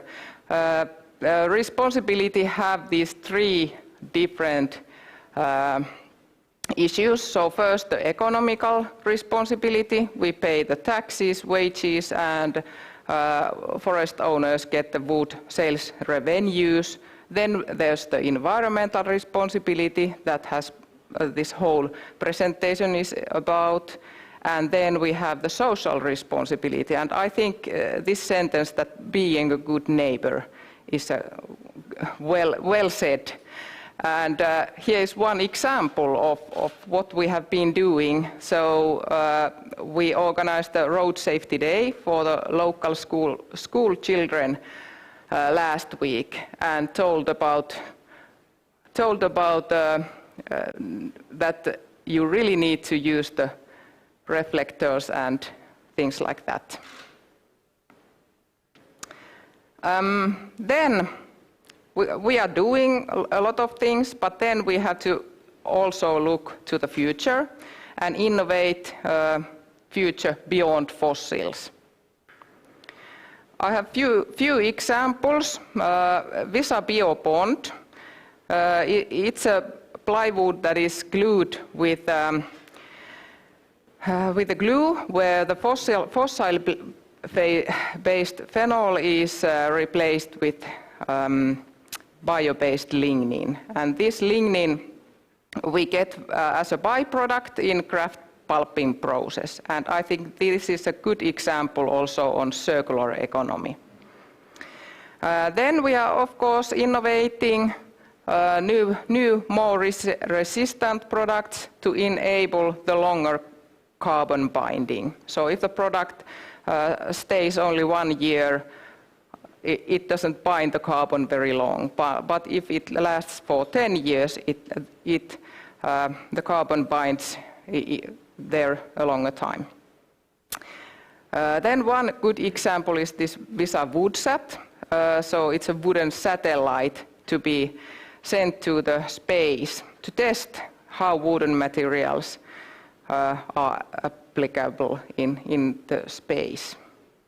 And then from the wastes, we are producing these soil conditioners.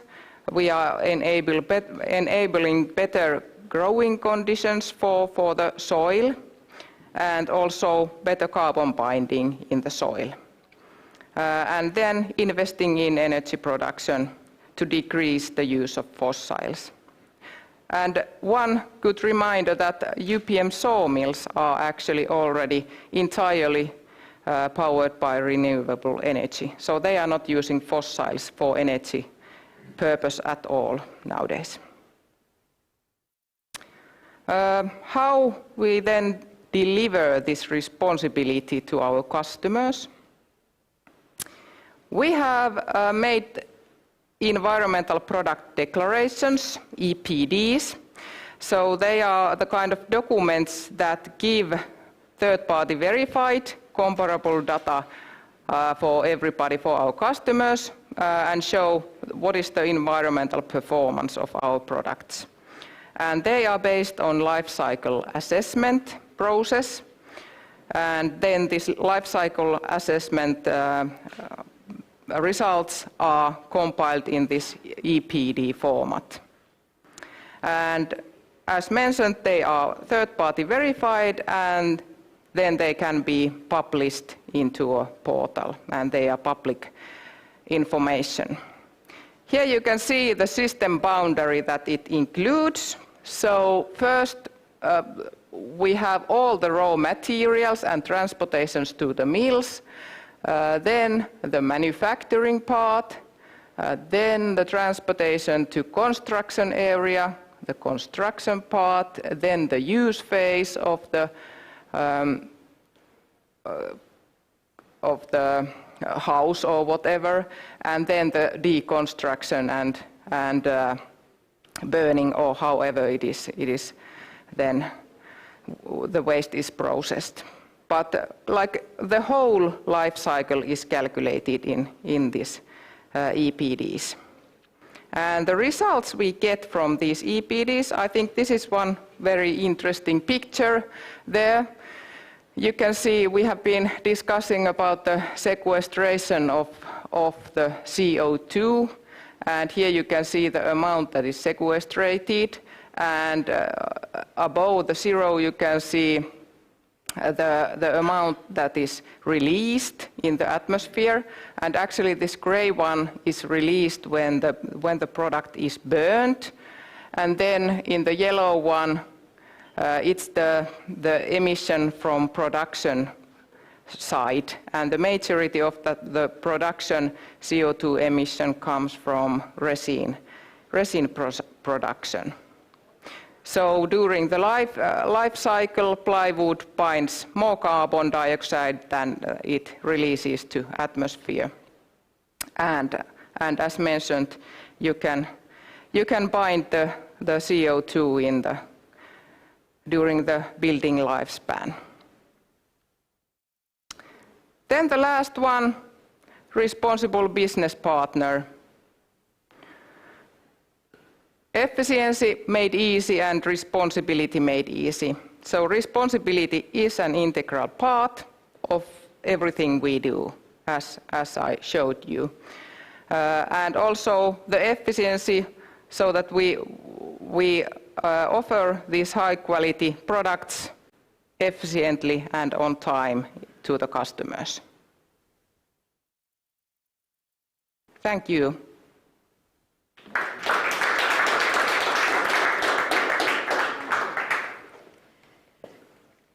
Nii, thank you, Sanna. Ma arvan, et me lähme nüüd edasi. I think we now continue the discussion round, so we can invite all the today's speakers to the stage, and then we can ask all the questions which are still waiting for the answers. So, in order to get going, I think we'll shall all meet on the stage. So we need to move some furniture as well. Sanna is ready to go, free to go. Sanna võib paneelis või on ta valmis? Yes. Yeah. I'm having all the things here.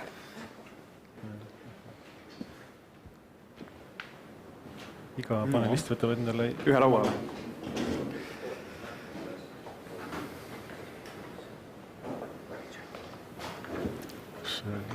Vähem sirab näkku. Ma ei tea, kuskil siit tuleb need kohad võtta. See on ikka suur.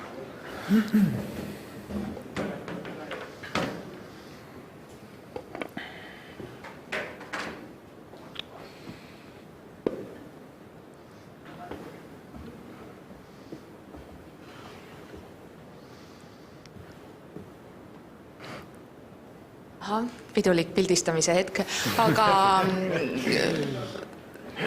väike kaootiline hetk, aga tegelikult üks... Let's take some photos first, and then there's another topic which wasn't mentioned today, but I read it from some articles regarding the pan-European forestry plan. So how realistic would that actually be? Markku? So there is a forestry strategy as such, and the Commission has had it before, and we have one right now as well. So this is a guideline for the member states. But at the moment, from the Commission, there are some very clear initiatives as well, which are part of this package. And they are yet being developed, so we don't quite know what is the end result, what are the obligations. But what I can say right now, that if you look at the sort of global level, then we have tried to get a forestry agreement since 1992, but we have not found one yet, so that we can get things going, because forests are so different. Because, yeah, this has been one of the issues, Kate, if you talk about forest observations and forest management based on some single quotas in order to exclude total felling and clearance of woods, so we should have a consensus in Europe. Yes, indeed, what Markus said, that the forestry strategy has existed before. And right now we have the Commission has a new forestry strategy proposal, which is based on the climate package. And here I would not quite agree with what the presentation said earlier, because from the strategic point, you can say, yes, the Lapland tundra and the Estonian forest and southern European forest all together. But the question really is that how much of a compulsory element you have included there. Because forestry is a field which is in the competence of the member states. So that we do know that there are not massive changes coming up or surprises from this package, because we know what we have. One is forestry statistics. So I think this is not all the countries are very happy over it. But the thing is that come to an agreement that we have very clear methodological and statistical basis in order to understand what is the European forest like at the moment. Because today it's quite different from one member state to another, and a lot of time spent on discussions what is what and where is it. So we're not really discussing this practical topic so much. Then another thing is that how you can use this forest, and what I mentioned before. So what you talked about, that how exactly and wood can be used for energy production. So the first idea for the Commission, or the trigger really was that actually, no, you don't need to use wood or biomass in energy production. But today, then based on these discussions with many countries, including Estonia, who do not really have the same sort of understanding, then we believe that we need to actually figure out what kind of wood, where it's coming from, how it's been felled. So this is, then we know what kind of wood we're using for energy. And I think this is very specific. It comes from energy strategy as well. I'm not going to talk very long. That's the last thing. And third is the LULUCF, which is binding. It has existed before. And I think that it really impacts this European forestry the most. Because when we talk about the forestry plan, then LULUCF comes mostly through the pan-European objective. So this is impacting what's going to happen here. Now, if you look at the percentages, we might not have the latest data. We see then the Netherlands has forest land 9%. In Estonia, it's one of the highest, 61%. And Markku Lampi, in your presentations, you said that forest land should be increased, then I would say based on what? Because we are short of arable land, for agricultural land. Where are we going to get more forest land? But what you can see that former agricultural land based on inventory has been declared as a forest land. It's become a bush, and then they say that, okay, there is going to be a wood stand there. And that was my message, that there is a limit somewhere, because all the forest countries have the same problem, because they, based on this LULUCF, you could have more forests land. But Finland and Sweden and other countries which have a lot of forests see that this is an issue, that actually you need to build a road and you need to have agriculture. So the risk is definitely there. And the Ministry of Rural Affairs is not going to be my friend when I say that it should be done on the expense of the agriculture, because food security is important. Because in our proposal, which I mentioned, that's not going to happen. You know, we're not going to propose that. So a specific proposal which would contribute towards this target a little bit will be 75,000 hectares. So where we don't have other better uses today, then this is going to be then the forest land. So I don't want to compete with agriculture. So there was an idea of a proposal that we could use former peatlands. So how realistic is that Tendikvälja to create forest on old peat fields? Well, you should ask that from the forestry people, but I'm rather skeptical that when it comes to growth, and I'm not sure that this is going to be very good for forestry. And I believe that we have to be very efficient and very careful about our land use, because our expectations to land are increasing exponentially. So it's not forest which is the new goal, because the land is new goal, because we have limited amount of land. We want to guarantee biodiversity, we want to use our own objectives, biomaterials, and food production is actually coming further north because of the climate change. So we should be really careful for any square meter of land and make sure it's being used properly to fulfill some of these objectives. So I'm really skeptical when it comes to solar panels on fields. No, solar panels should be on the roof, not in the field. The field should be used for recreation or biodiversity or agriculture or forestry or something else. So the demand is going to go up. No, jaa, palun, väga hea. Et mina märgalade puhul tooksin välja hoopis selle. When it comes to wetlands,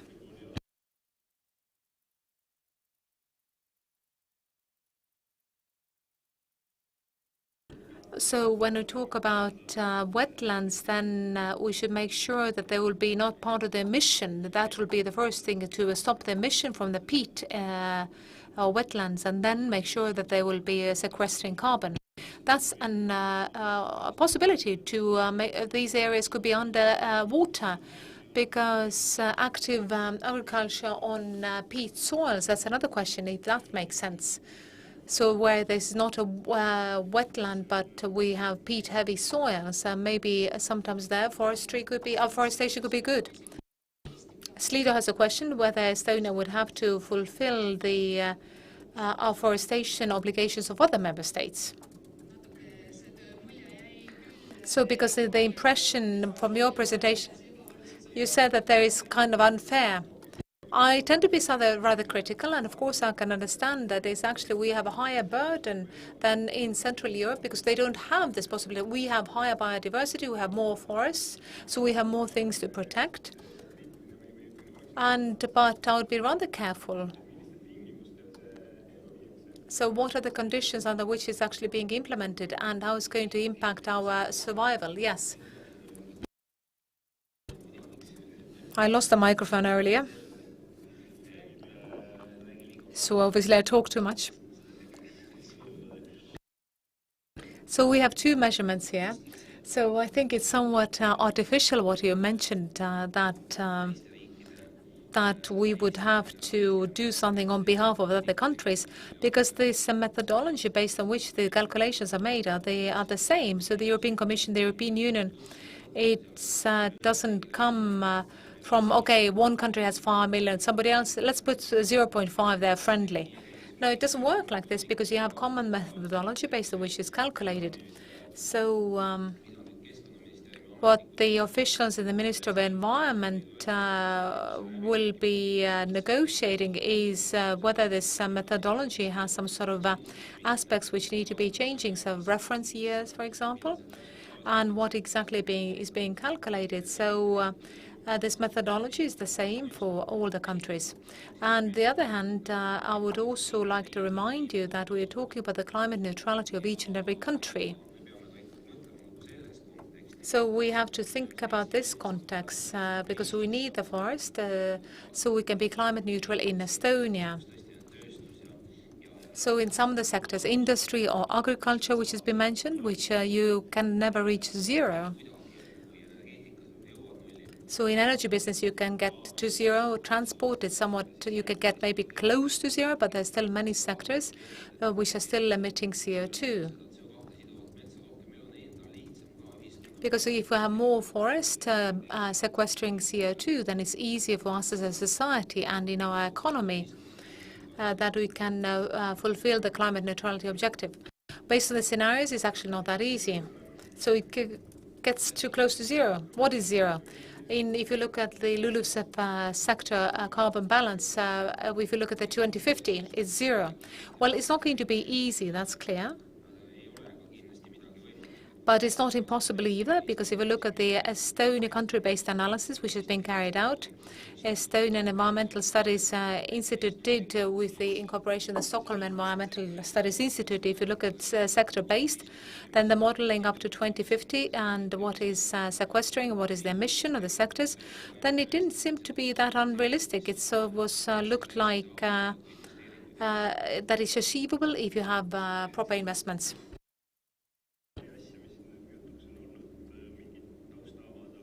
So I wanted to give you some background information as well, because on one hand you have the European Union Forestry Strategy, so maybe it's important to take into account the historic background as well, because the forestry loves to see itself as something very special, and other policies cannot really touch it.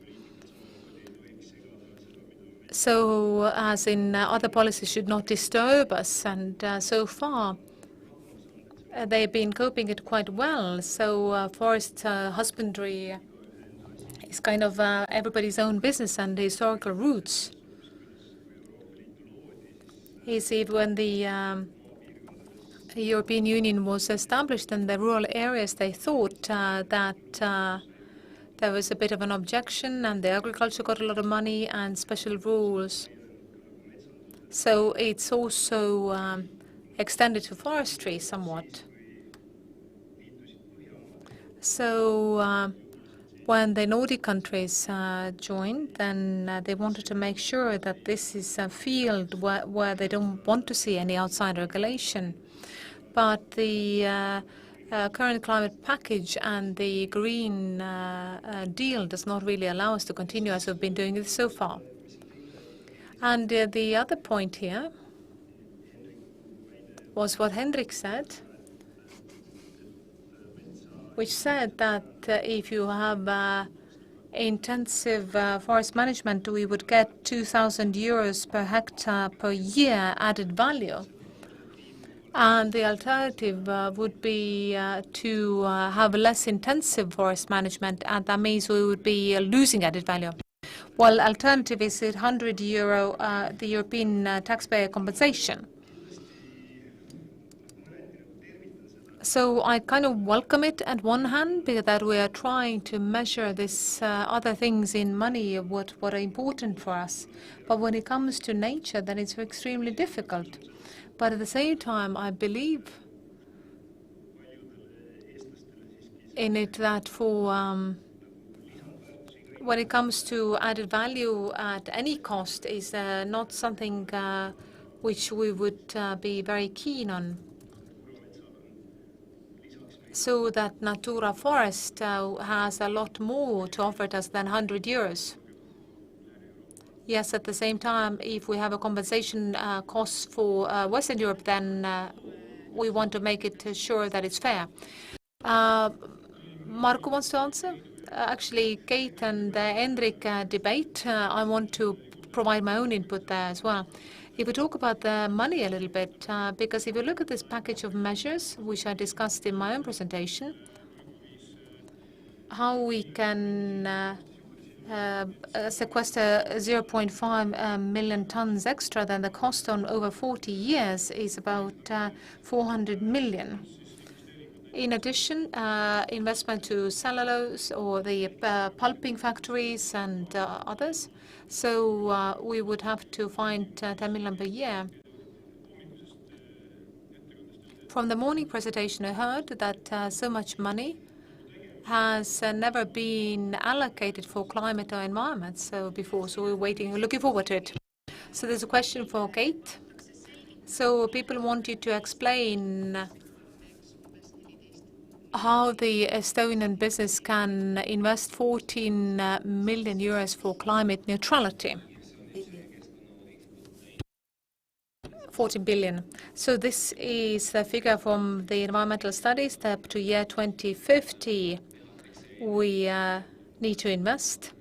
So if you look at the figures there, so it's concerning two sectors, energy and transport. When it comes to industry,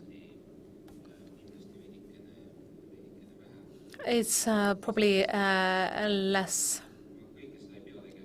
Not all of this has to be done with the EU funds, because often we think in Estonia that somebody else has to pay for it. Yes, we do things, but if somebody else gives us money, so the European Union gives us money, then we'll do it. Otherwise, we'll just keep doing things as we've been doing so far. What climate and environment, and never mind. So that is something which should be viewed as part of the bigger picture, considering also that it is necessary for all of us. This Finnish example was very good because it was a business, it was profitable, it was sensible, and you can work in a way which is climate neutral, having the investments at first, which will then bring you the money back. So if you question at the expense of what, we can of course use the EU funds. And if you look at the funds available, I calculated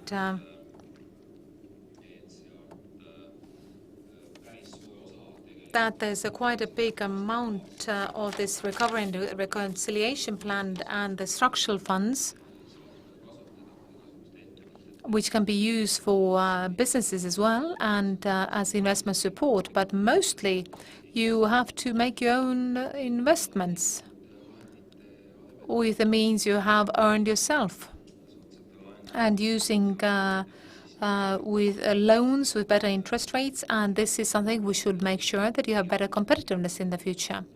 So these are you're looking towards the future with these investments, that you can't be part of the competition without it. So 5 to 10 years from now, this is where we are, that we know that these products are no longer competitive for different reasons. Either they're consumers who don't want to buy them or they don't meet the quality criteria.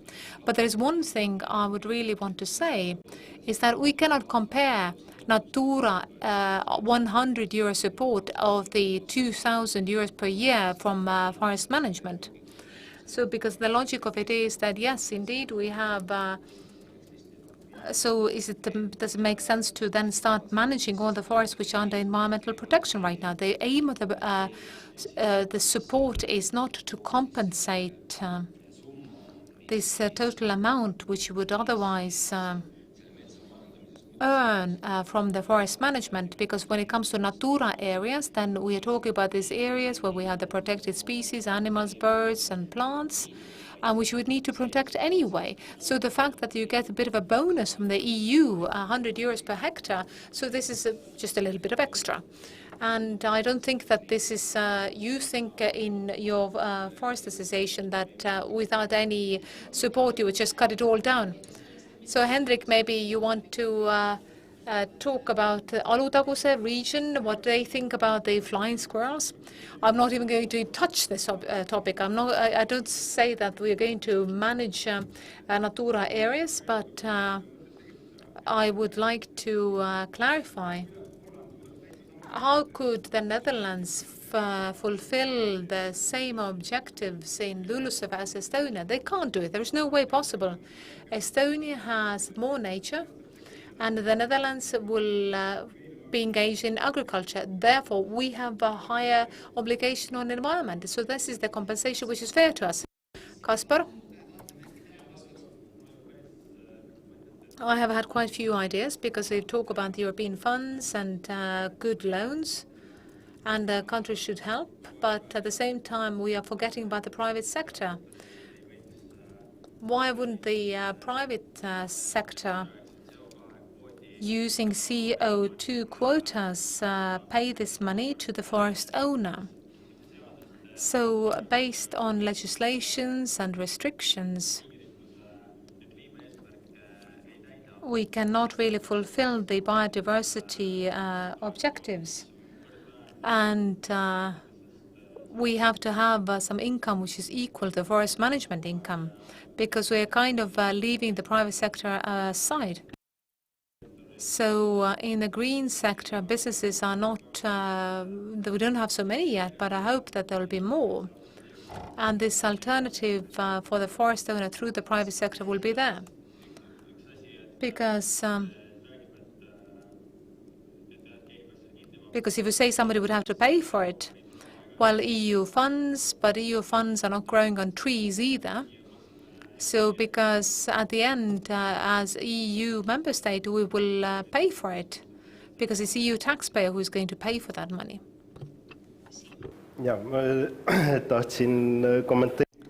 I wanted to comment.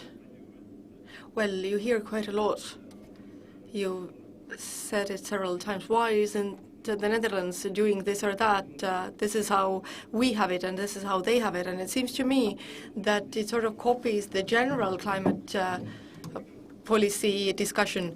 Why doesn't China do something, or the US? Why do we have to? And this approach always damages cooperation. At the same time, the EU is best when we join forces.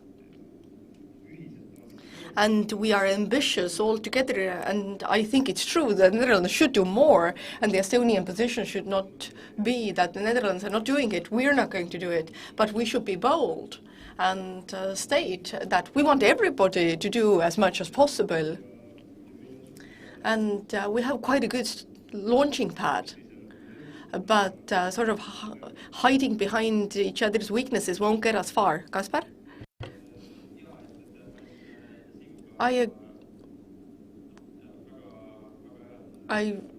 do agree with Siim about this. Oh, sorry, I lost my train of thought. So, Marko. I think that this is a healthy debate with different views, and we spoke about the state's position. Well, currently we've not confirmed them yet, but I dare say that we will not be blaming anybody else, pointing fingers. We'll try to get our ducks in a row, and we have been quite successful in the entire climate neutrality movement. We are at the forefront already, so we're not saying that we're going to reduce speed. Our goal is to go to the end. But of course, in this entire process, it's the same issue. Like the European Commission says, nobody should be left behind. You need to be cost efficient in achieving these objectives, etc. So of course there will be some obstacles on this journey. So that's normal. We're saying Estonia, the Netherlands, other countries, but what's very important with the climate is that climate change knows no borders. What we do in Estonia affects the Netherlands as well. And to a certain extent, it's very difficult for southern European countries to plant trees and sequester carbon in certain areas. So I believe that it is understandable that the regions that are abundant in forest-covered land get more attention, because those areas sequester more carbon. In Southern Europe, very successfully with plantations, they have different silviculture. They actually bind more carbon. The problem is that there are fires. I'd like to stress once again, yes, the economic structure of member states is different, and there's more forest in one country than another, but the LULUCF methodology is the same for our countries in the end. And even if in the short term it seems that we are doing more than others, then all in all countries need to become climate neutral. And there's not going to be some cross-calculation that the Netherlands are doing a little less, so we need to do more. No, the Netherlands need to become climate neutral, and we need to become climate neutral. If we sequester more in forests, then we can do less of other things. The Netherlands has less forests, so all of their other industries, also agriculture, must be developed so that the CO2 emissions disappear or are eliminated. So that must also be taken into account. I have a question. Please raise your hand in the audience if you are forest owners. A few hands up. So when I look at the situation in Estonia currently, do we have close to 50% in the forest management center, the state forest management center's hand? And foreign companies have a certain percentage of land forest ownership. We don't really have a full overview of those owners. How much of Estonian forest belongs to foreign companies? So we're speaking about the Dutch, Germans, who purchase land and forest in Estonia. And then, if I may say, we have the peasant forest owners who are affected most by the Natura support. Kate, yes, if you are a forest owner in Haanja region, and then due to an EU directive, a civil servant comes and says, but you have this special type of forest that has been destroyed in Europe, but you still have. So we are going to take it under conservation, and you will get €100 and nothing else. You will not be allowed to do anything in your forest. So this is where the Euroscepticism begins and the polarization. What I'm getting at is that we saw what happened in agriculture, that some rules and directives were adopted, and they were uniform for everyone. Whether you had 10 cows or 1,000. So how are things going to go in forestry? I think we should look separately at the forest owners. So what can I do as this peasant forest owner? What will I be allowed to do in my own forest? Will the EU prescribe to me what I'm able to do in my forest? I understand that it already has through an Estonian civil servant. But the information, well, the first question was how many foreign Estonian forest owners we have. I'm sure there's data on it. I'm not going to say whether it's 20 or 30% of the privately owned land, forest land. Maybe it's a smaller number, but that's insignificant really in the context of this question. What's looked at is what the state forest management can do on this 50% of forest land that it owns. The state has said that they will be treated differently. Private forest owners have uniform rules. Are you Finnish, Estonian? Have you half a hectare, or no, half a hectare owners have an exception, but well, there is a difference whether I have several thousand hectares of Estonian forest and I'm Dutch, or I have 10 hectares and I'm Estonian. But the general rules are not about carbon sequestering. So the state now starts to think about how to apply all these rules, but we're not there yet. That Piret from Haanja will have to sequester this much carbon. We don't have that yet. Well, is forest better or worse for it if it belongs to a Dutch company instead of an Estonian company? Just repeating the same question. Maybe Siim would like to answer this. Or But you asked that it's a foreign company. What I'm saying is there really a difference in the context of the European Union? Who exactly is the owner of the forest?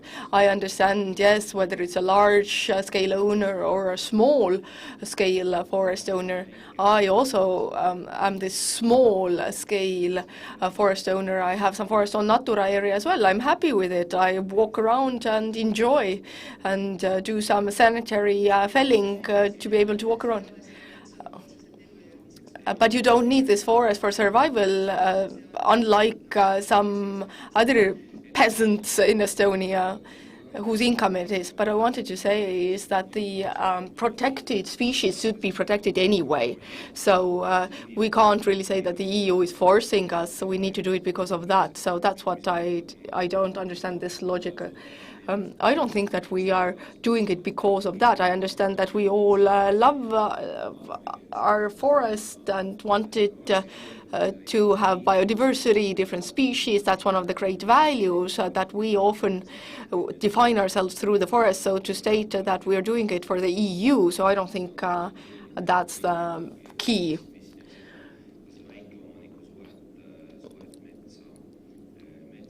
That would define the relationship of the small-scale owner to the forest. But I have a recommendation for you. I don't know whether you actually have this flying squirrel in your forest keeping you from managing your forest. What's the registration deadline at Single Earth? You need to register there as a user, and you'll get the merit tokens that you can sell to investors. Yes, I raised my hand when this case was introduced. So all the Haanja peasants, so to say, or Haanja farmers would go to Single Earth page and register their forest. And you can earn an income on it next year. Oh, a question disappeared. I had one on the screen. There was a question here from one of our listeners that one recommendation to forest owners in light of the Green Deal, what should they do? What should they keep in mind considering the winds of change? Sanna can answer it, maybe. What should forest owners keep in mind in light of the changes? Well, I lost the question, actually. No, I did see that question as well on the screen. So the question was, what should forest owners do differently in light of the Green Deal? Well, should they do anything differently? How much does the Green Deal really change the situation for forest owners? From the point of view of industry, yes. And general logging volumes. But how the forest material prices will change, that affecting the owners, I don't know.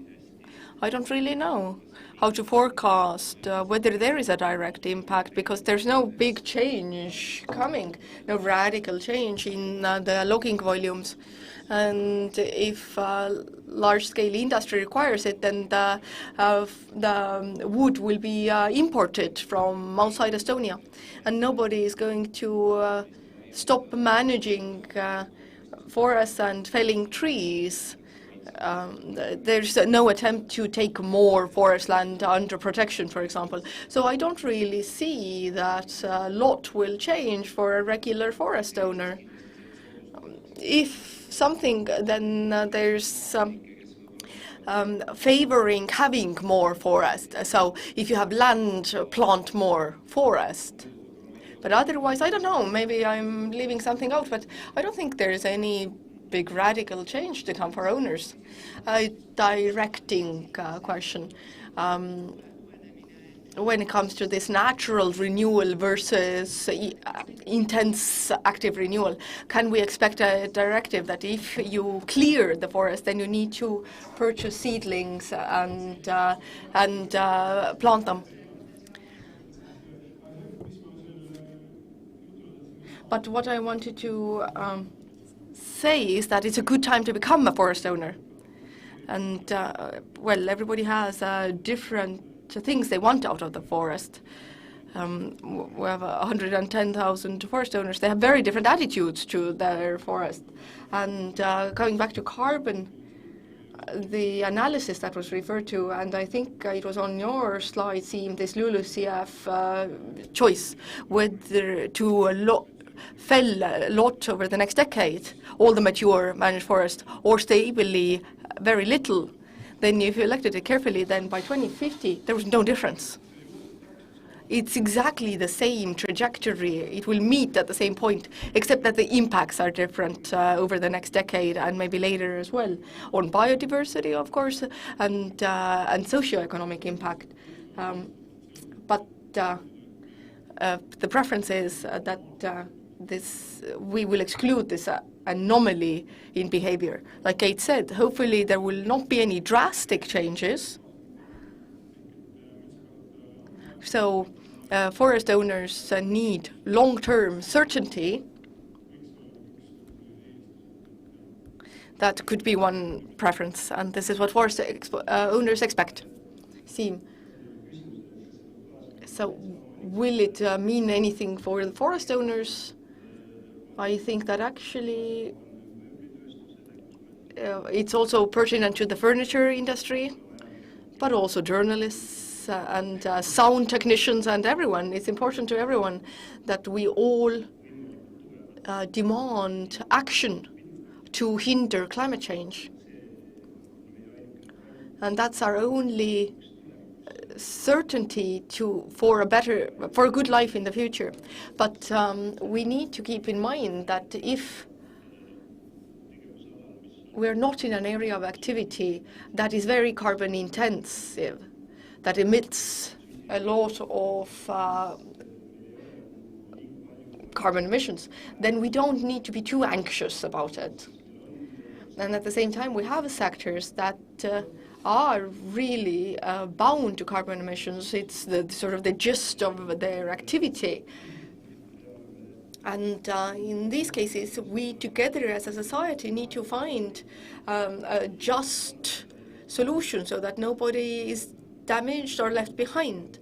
But when it comes to this intensive forest management, then it's clear that intensive management of forests is a source of climate issues, and it also requires a just transition like we foresee for oil shale industry right now. Thank you. If I may just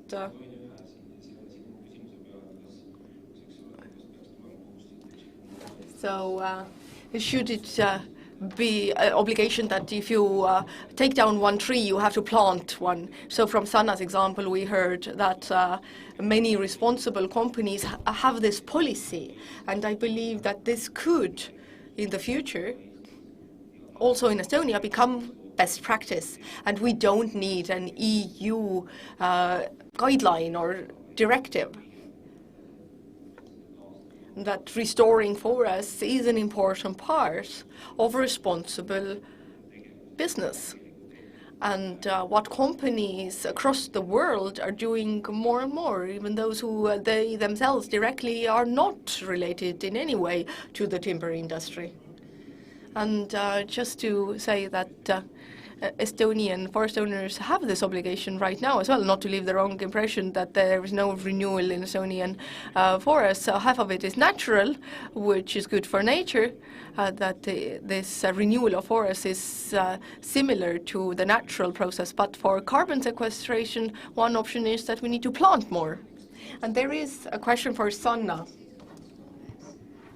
In these similar discussions with private forest owners and EU supports, what are the discussions like? How does the Finnish government support private forest owners? It's not a familiar issue for me at all, but there has been a lot of discussion with this LULUCF issue, but I cannot answer that one.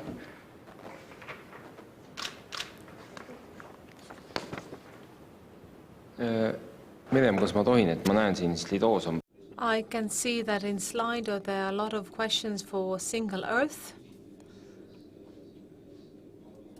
When it's a question about carbon offsetting, is it allowed and what exactly it means, and is it complete rubbish? So I would like to comment here that in real terms,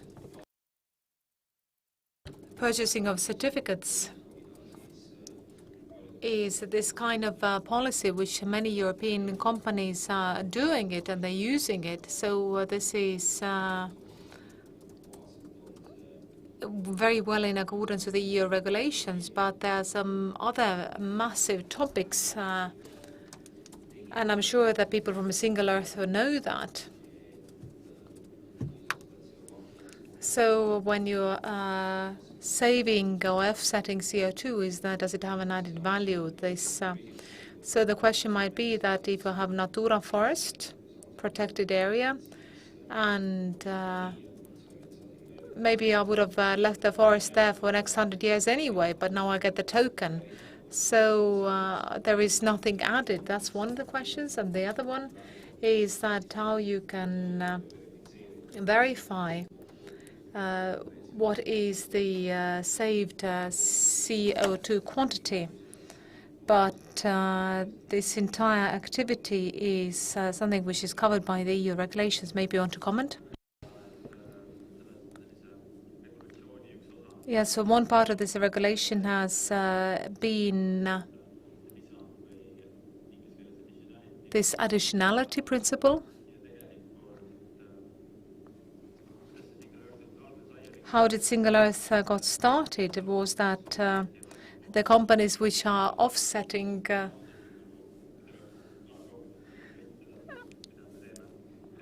so I use the English word offsetting here. So the companies who are offsetting right now have said that this kind of planting of trees and sending this money to some African or Asian project has not actually given the outcome which the companies would like to see. So with the carbon offsetting global market has existed since the end of 80s, I think from 89.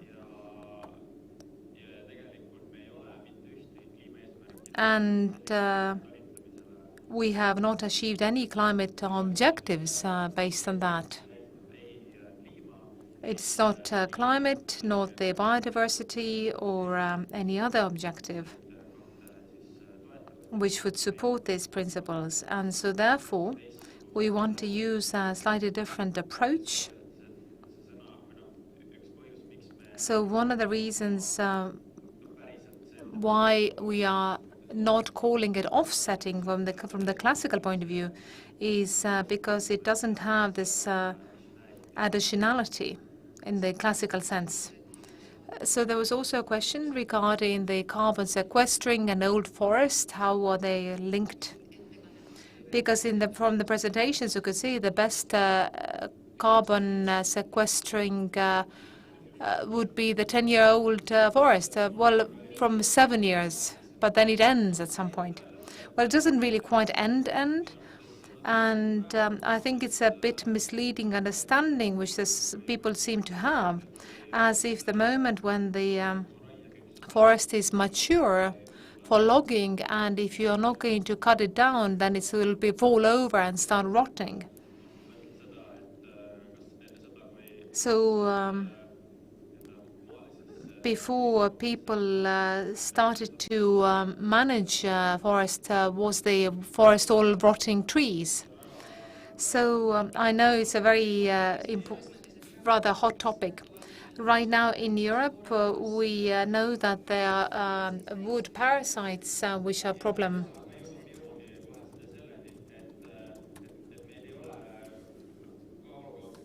So it's not that it's either manage or non-management or intensive management. Actually, there's also sustainable management possibilities, which would exclude complete clearance. We can use this as well.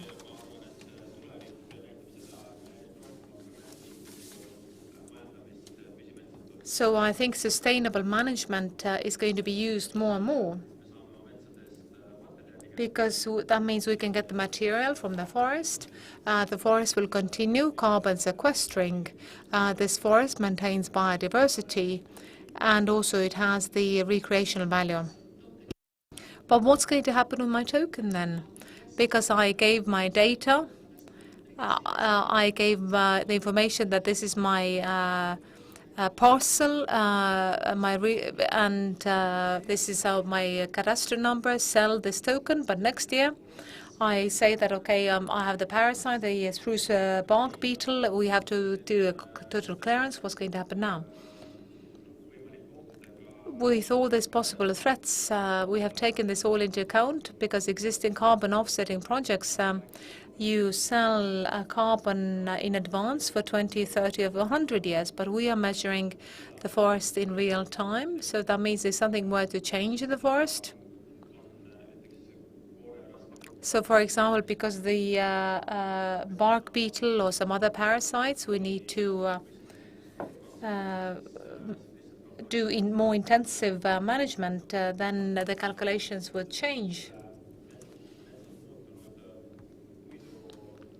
And based on the quantity of wood, we know how high is the emission or the sequestering.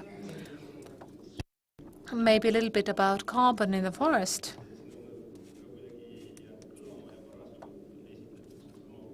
We have heard about this report before, which was mentioned earlier. It's seen as a proof that whatever you do, the end result is the same. So either you cut it down and then it grows and then it sequesters, or it's not quite all the same. So the research shows that too intensive forest management is bad for the climate.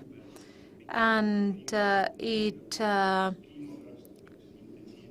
not that we have to be intensively doing forest management because of climate, right? It's rather the opposite. So the cumulative nature is important. So if we have first decades of carbon sequestering and then its carbon sequestering stops, then how much we have sequestered in total? We have a higher maintenance level. So that means that this CO2 is not in atmosphere, but it's been sequestered. So this is the difference in principle. So this is very good what you mentioned. In the old forest, the sequestration is high.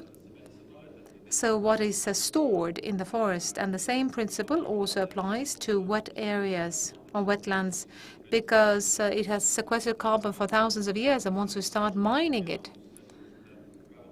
because most of the material we take out is going to be in short-term products, and then you have an empty pit which is going to be emitting carbon which has been sequestered in thousands of years. I understand we are running out of time. A quick comment. First of all, sustainable forest management is a defined idea. It also means sometimes you need clearance as well. And so it's been accepted also by the Nordic countries. But if we talk about the forest as a carbon bank or carbon sequestered, are you investing or are you keeping the money on your bank account? So as a carbon bank is limited quantity, does not create new carbon. But if we keep the forest in a carbon sequestering role and use wood products, then the combined effect to the society is greater than just keeping the forest as forest.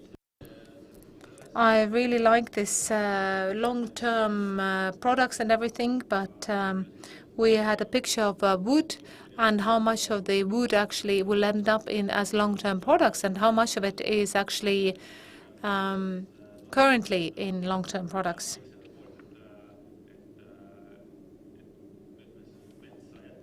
Because we all in favor of sustainable forest management, and we all understand that wood is ideal material for building, and especially if we are replacing very high carbon construction materials with wood.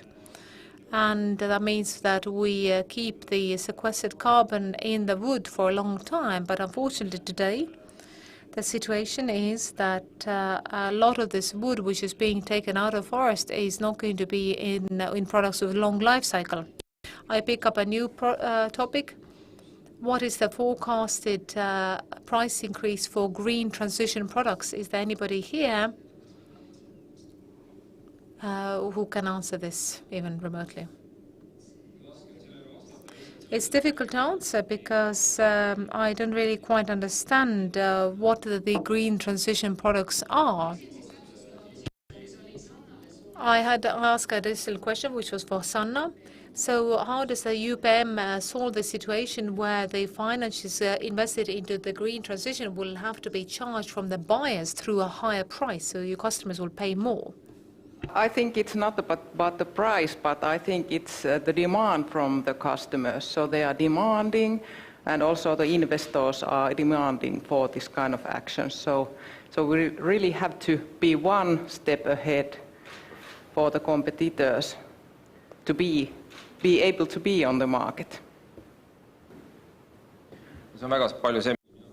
This is exactly what I try to say as well, because the market is changing and we cannot really only talk about the old products that we keep going for the next 5 or 10 years and we don't change anything, because these investments will now need to be made in order to be competitive on the market in long term.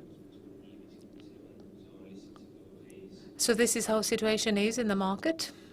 And it's very hard to say that for any specific product, if we talk about the circular economy principle, as Sanna discussed it earlier, because it actually is beneficial because the entire resource and the material will be put into use. And if the energy is produced from renewable sources, then today you do not have this big spike of electricity prices, which is a problem in Estonia today, which is related to the increased natural gas price. We can't really say that everything is going to be worse and more expensive, but it's rather innovation, which is part of the green transition, which often means that things are becoming more efficient. And also there is a change in energy sources. And in long term, it'll be profitable. In the Nordic countries where we can see the companies have invested quite a lot in it and they're very competitive and they can cope in the market very well. On meil veel küsimusi? Any other questions? Or shall we stay within our time limits and we shall say thank you. One thing I want to say that for TSENTER here, I understand that this project will run out at some point, but I think the products which we have here today are already looking towards the future and try to figure out that if you have even low quality wood, you can produce something which is sustainable, and this is for the next project as well. So how to use it in a smart way and find a suitable price and market this product, this is the content for the next project, I hope. Thank you very much. I have some good news.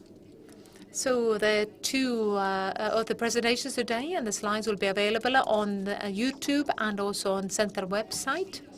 In the slide, there were some questions which were not answered. I think that the contacts of speakers were with the slides. Can people also contact you and ask you questions if there is something which is not being answered yet? Some of them are very specific questions. A lot of it had to do with the pricing with the green products. But these, we did not really have time for that. So thank you all to all the speakers. I would like to thank all the listeners and participants also across the internet. And I think we've earned a good applause for ourselves.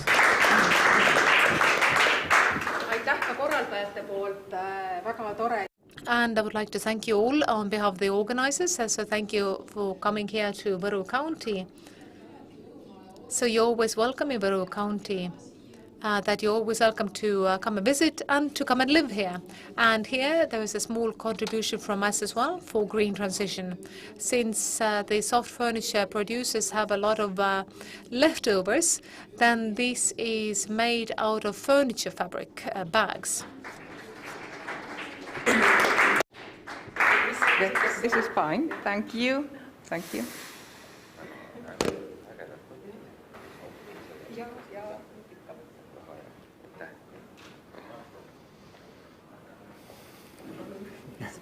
Aitäh, väga huvitav.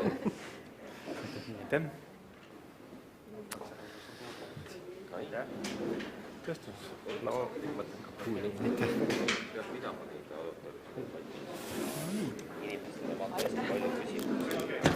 No se meni.